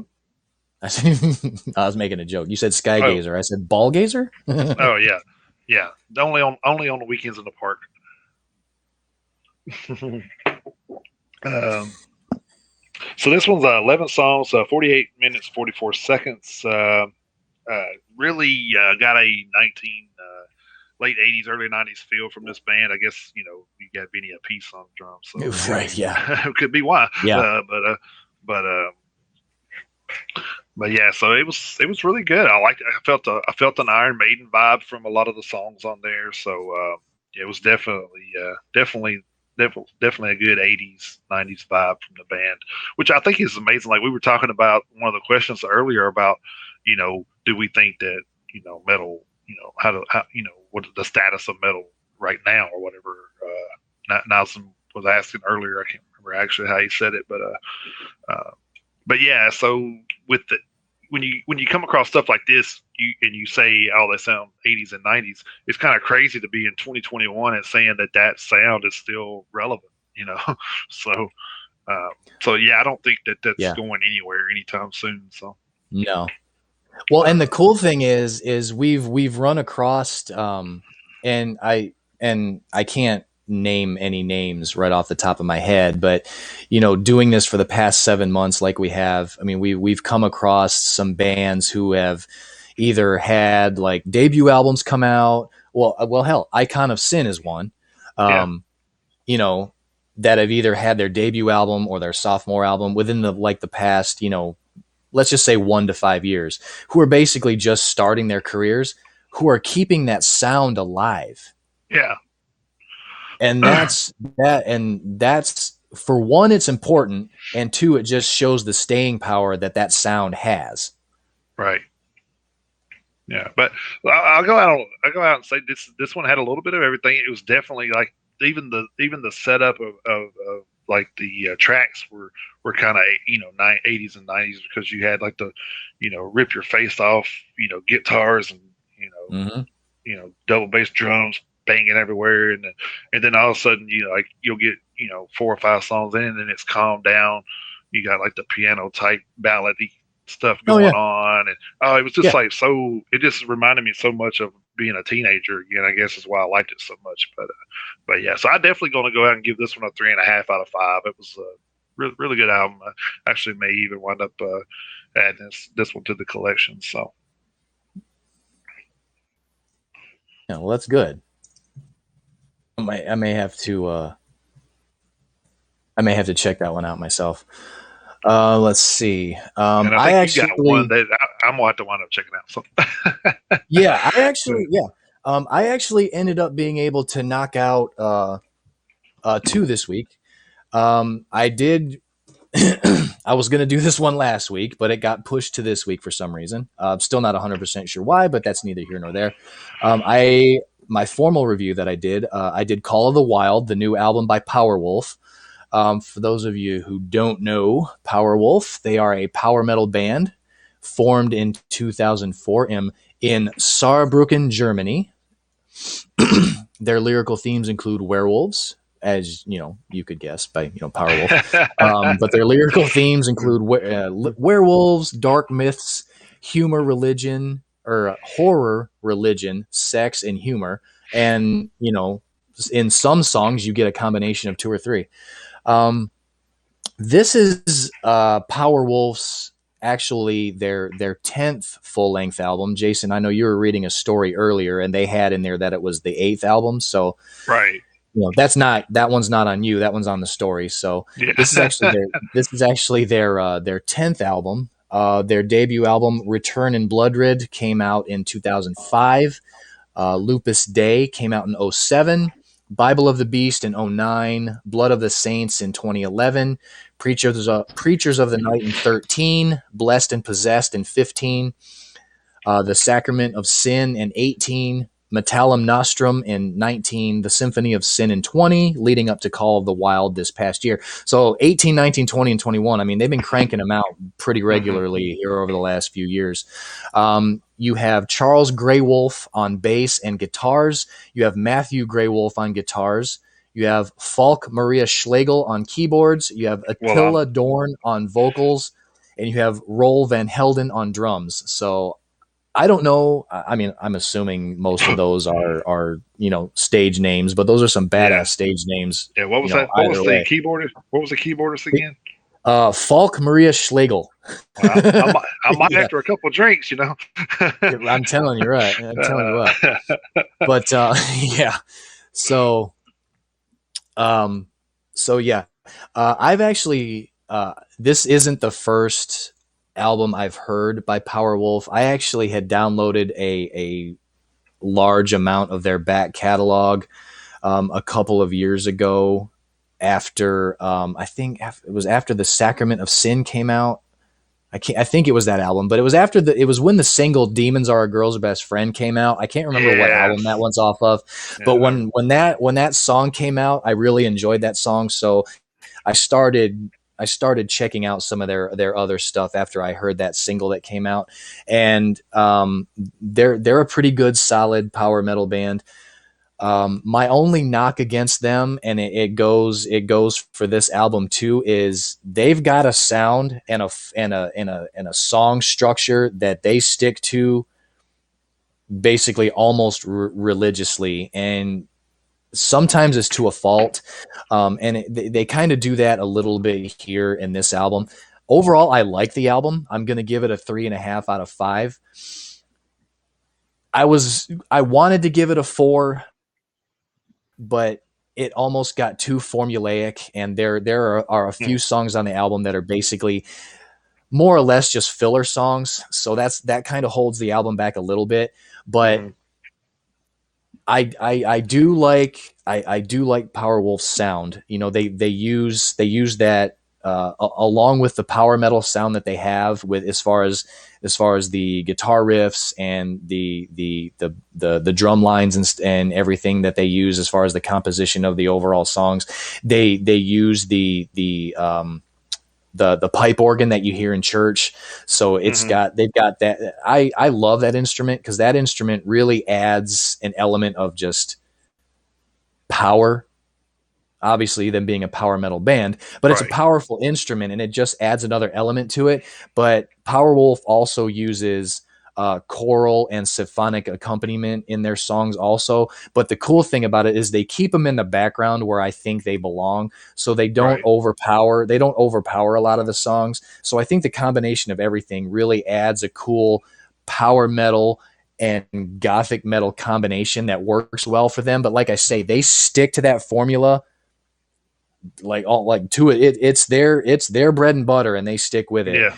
But there's quite a few songs on this album. It's 11 songs altogether. It's 11 songs and it's 40 minutes. So it's a pretty quick listen. The longest song is like 4.5 minutes. So it's a pretty quick listen. You get through it pretty fast. The first track, Faster Than the Flame, was 4 minutes and 8 seconds. Beast of Gévaudan was 3:31. Dancing with the Dead, 4:05. Varkolak at 3:52.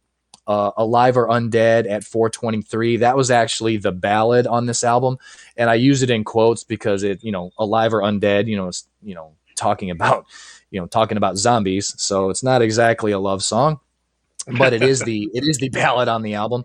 Then you had Blood for Blood, Feolad, which is actually, it was 3 minutes and 11 seconds, and it was probably the most different song on the album aside from the ballad, because that track right there. It sounded a little bit more of an Irish jig. It had some bagpipes in it, so that was a little bit different, but that was really the only curveball on the album. Then you had Glaubenskraft, which was 3:56, and I don't know what that translates to in from German to English. I didn't look it up. And then you had the title track number 8 at 3:39. Track number 9, Sermon of Swords, was 3:18. Track number 10, Undressed to Confess, was 3 minutes and 31 seconds, and that song was hilarious. I'll have to see if I can find the lyric sheet of that song, but that track was hilarious. And then track number 11 was Reverent of Rats, and that was one of the kind of the filler throwaway songs. It was 2 minutes and 54 seconds, so it was kind of short, but I don't know. They kind of could have done without that one. I think it would have been fine. But Dancing with the Dead, Call of the Wild, and Undressed to Confess were probably my 3 favorite songs. I did like Alive or Undead, the ballad. The ballad. Overall, the pace of the album and the tempo of the album was really upbeat. I liked that. But like I say, there were a couple of filler songs they could have gotten rid of, and I think Powerwolf, they've had 10 albums, so obviously they're doing something right. But I think they should mix up the sound a little bit every now and then. They did have the one song, like I say, that had the bagpipes in it that sounded a little more Irish, which helped. But I did like the album overall. Like I say, I'm gonna give it 3.5 out of 5. It'll be one that I'll keep. And so yeah, so I'm still, I would say I'm still a fan of theirs. And just to touch on that, you said that you like that Demons Are a Girl's Best Friend or whatever that was off of the Sacrament of Sin. So. Okay, I did have. Okay, so that was basically the song and the album that originally introduced me to them. So that's that's the album that got me to download some of their other stuff. And I referenced I referenced the funny song on this new album, Undressed to Confess. There's another, and I don't remember what album this one was off of too, but they have a song called Resurrection by Erection. Yes, I love it. And it's exactly what you would think. Resurrection by Erection. And by Erection, they're talking about exactly what it says. And that song is hilarious too. So if anybody out there listening, if you want to YouTube that song, it's a good song, but I mean it's definitely worth the listen to because it's hilarious. Yeah, the one that I have that on is Best of the Blessed, but it was I think that's a greatest hits kind of compilation that I took it off of. Yeah, but that's a It is a funny as funny shit song. song I love too. this first It's hilarious. Yeah. So let's see. The other album that I was able to get all the way through was let's see, the new album by Space Chaser and their new album Give Us Life. They're actually a thrash metal band, also from Germany, but they were formed in Berlin in 2011. Their lyrical themes include aliens, zombies, alcohol, science fiction. It just says futuristic in general, and then dystopia, which is kind of futuristic at the same time. hmm This is actually their third album. Their debut album, Watch the Skies, came out in 2014, Dead Sun Rising in 2016, and then Give Us Life came out, yesterday. Um, this was a band I'd never heard of until yesterday, but they're a thrash metal band, and they've got that old school sound. There were different times throughout listening to the album. Was like, one song I was listening, and I don't remember the name of the tracks because like I was listening to it in my truck, so I was like, more focused on the road. But I was listening. I was like, all right, that sounded like Iced Earth. Okay, that sounded like early Metallica. That sounded like Anthrax. So they've got that. They've got that early to mid 80s thrash sound, the really heavy guitars, the nice shredding guitar solos, a lot of the good galloping double bass and everything else. So I enjoyed this album as well. My only knock on this one is it's another one of those where somebody wasn't paying attention to the mix and they didn't have the vocalist turned up all the way, so he kind of hmm gets drowned out by the music. It's a good thing that the music is good because it does drown out the singer, and um, Siegfried Rudzinski is the name of the vocalist, and he's got a hell of a voice, and it's drowned out by the music. So it's kind of disappointing in hmm that respect because like I say, he sings well. A lot of the lyrics I really couldn't hear because they're being drowned out. I'm assuming the lyrics are put together well. So yeah, his vocal style is drowned out by the music, which is unfortunate. But I mean, the guitar work is good, the drum work is good. So overall, I would say I would probably give this a 4 out of 5 overall, with an asterisk by it. I'll give it a 4. Just based on the music, I would probably give it a full fledged 4 if I could have heard the vocalist more. So, Well, but maybe yeah, maybe they'll two maybe two maybe strong the two strong albums. yeah maybe they'll remaster it like 10 years from now. And Let's uh, hope, because uh, yeah, like I say, somebody was falling asleep on the mixing board and had the singer not turned up enough. yeah, something. Uh, Right, they yeah. do need to get better production value, Michelle. You're right. So because they're a Well, I band, mean, they're there's a band that I could definitely see making it if they get the audio quality done right. but we've talked about this like over and over. We've listened to stuff like we'll get the album list and we'll pick what we want to do, and then we'll check out one of the other albums, out by the fire or something one night, and we'll listen to it, and then they'll have this like great start out with the beats and stuff, and then all of a sudden, dude sings, and it's like he's in a damn coffee can. It's like Yeah, it's you like can you either it's like you what either the hell, man? yeah, you either can't understand him or you just can't hear him. Yeah. So I mean, it was It's almost one of like it's one or the other. Yeah, it's it's like I almost like know they he's singing. I can hear him right. singing, but yeah, but I can't make out what he's saying, Yeah. or it's just so it and it's unfortunate because we have come across some bands, and of course, we've said this before. We're not Jason and I. We're not death metal guys, but that whole vocal style aside, we've come across some bands that have sounded really good that have had an issue with, yeah, like you said, the production value. Michelle, you Yeah. brought that up. Exactly. The production value kind of hinders the overall quality of the album, and it's really unfortunate. Yeah.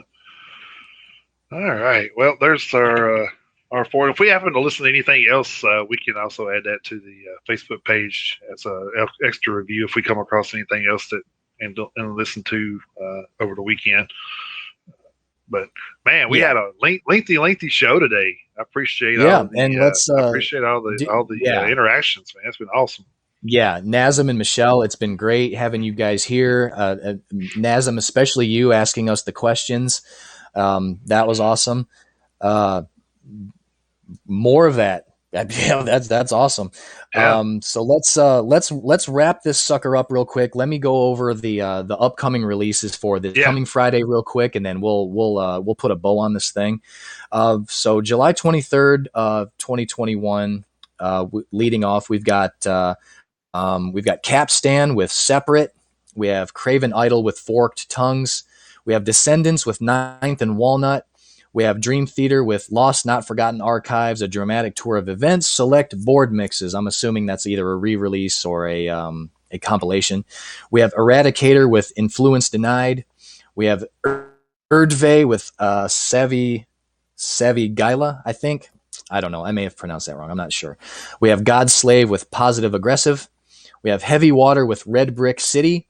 We have Hookers and Blow with Hookers and Blow. We have Lee Aaron with Radio On. We have Mr. Big with Lean Into It. That's a 30th anniversary edition. We have Sleepwalker with Alias. We have Tantric with the Sum of All Things. I didn't even know Tantric was still around. And yeah. then we have Ingve Malmsteen with Parabellum. So those are the new releases for next Friday, July 23rd of 2021. So I'm looking forward to a couple of those. Yeah. So just to reach out, Michelle asked. So we are.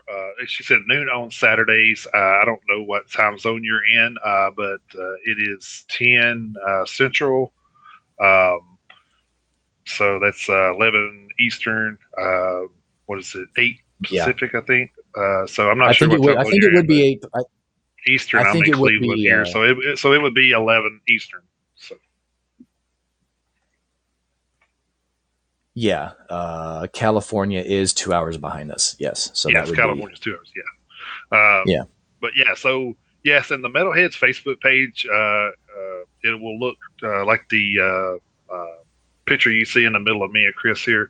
But and it's there's actually it's crazy. I've told this story before, but that picture was actually taken from a friend of mine's Facebook page that they actually went to that show.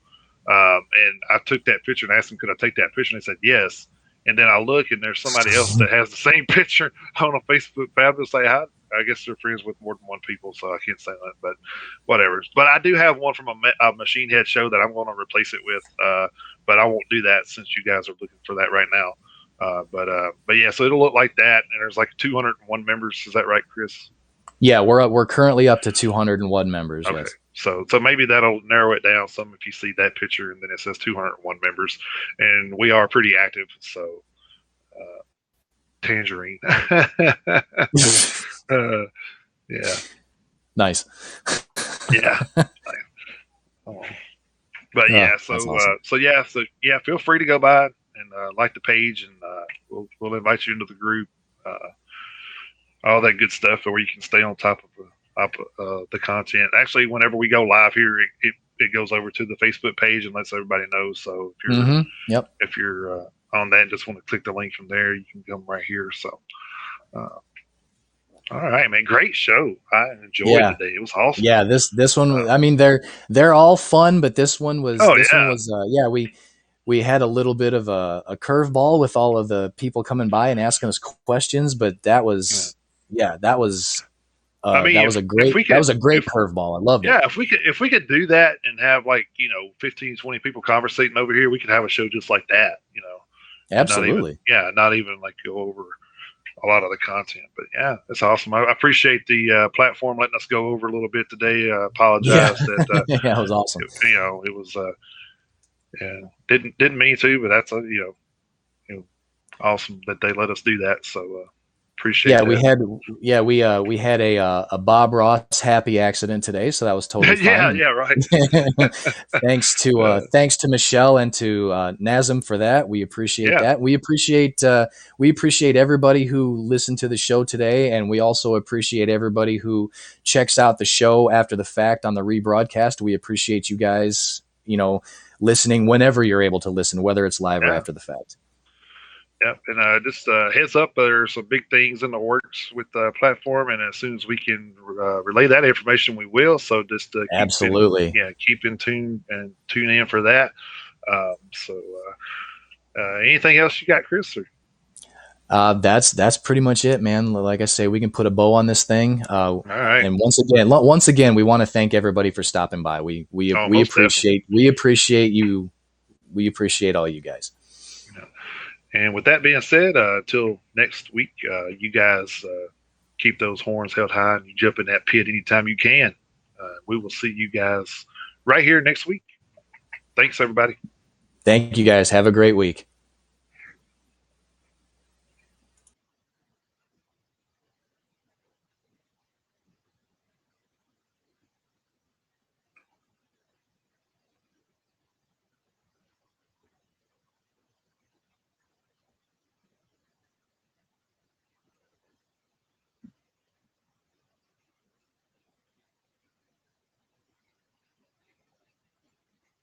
I feel like we should do like that after news where they just like sit here and look like they're talking to one another. uh, Yeah, like shuffle some papers around. Yeah. Like, oh, yeah. oh, wait, hang on. I can actually do that. Hang on, I can do Oh it. yeah. Right. Okay. Got my notes. Be like, hey, shuffle my notes around. Yeah, shuffle my notes. Shuffle my notes. Yeah. What we need to do is we need to, because you remember on Anchorman, they had that thing where they were doing that, where Will Ferrell and Christina Applegate, they were talking shit to each other during the closing credits, but Yeah. the people the people watching the TV, they could just see the credits scrolling. Yeah. I think they were calling each other names and shit. They were talking shit to each other, like, Yeah. and like Will Ferrell said, "I'm going to punch you right in the vagina" or some shit like that. That's just great. I'm Ron Burgundy. Go fuck yourself, San Diego. It was a great movie. Yeah. So I say like I would be down if somebody would do a show like that on the platform too, because I'm a big movie buff. So yeah, I love to get on there and talk about movies, but I don't have time to put it together myself because we spend too much time with this. So yeah. Well, when this thing blows up and we can do this full time, we can have a little side project show. yeah, I guess. Yeah. Well, hopefully that happens. We'll see. Yeah, that'd be awesome.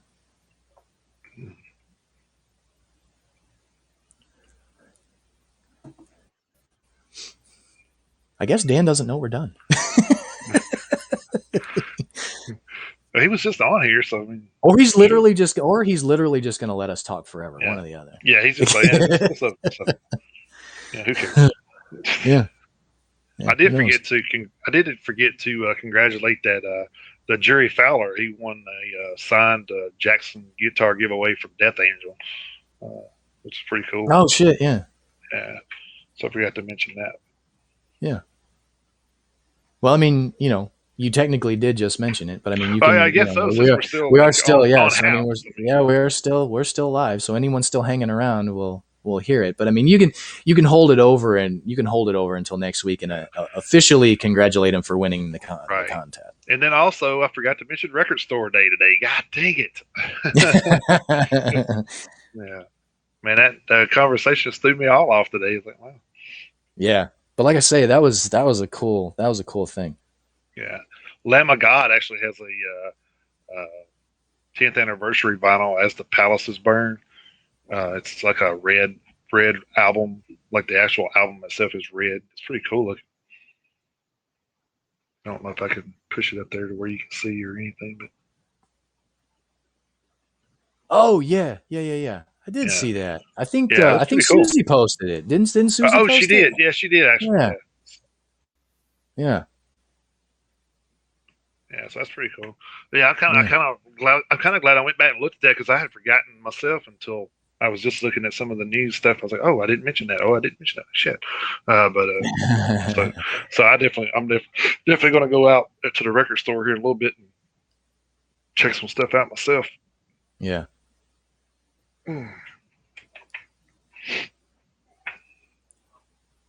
Do you do you have Dan's I'm fixing number? to message him. Yeah.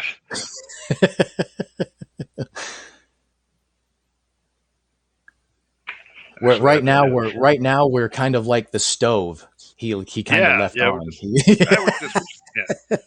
Did I leave the? Yeah. Yeah. Did I leave the stove on? Shit. Did I leave the stove on? Yeah, like from Deadpool. Yeah, from Deadpool. Yeah, exactly. Yeah, yeah, yeah. That's great. That guy was already up there when I got here. That's right. Yeah, don't blame me.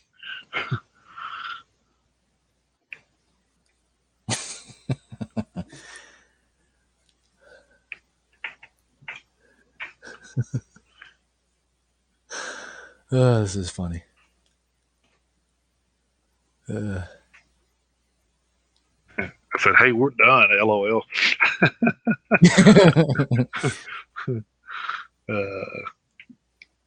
Yeah, we're finished. Yeah, he's seen it. So he's the funny thing is he wasn't listening. Yeah, the funny thing is he probably saw it 15 minutes ago. He's like, "Fuck it, let it roll." Yeah. Fuck it. I can hear him actually saying that. Oh yeah, I can totally hear him saying it. Fuck it, let it roll. I thought you guys were still talking, man.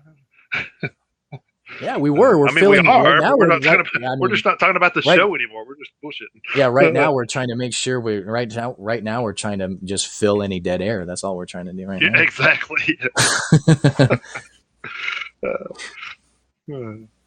Hey, there he is. There he is. Sorry, y'all. That's my fault. I had to step away for a minute, but yeah, no, you're good, man. Yeah, all right. I thought you were still on here because it said you commented like a little while ago, and I was like, oh, he's on here, so he's waiting on us. No, I was just checking in, but it's good. So we will end your show now. So goodbye, everybody, and thank you to all the people who tuned into this fucking kick-ass show. Appreciate it. Yeah, thank you guys.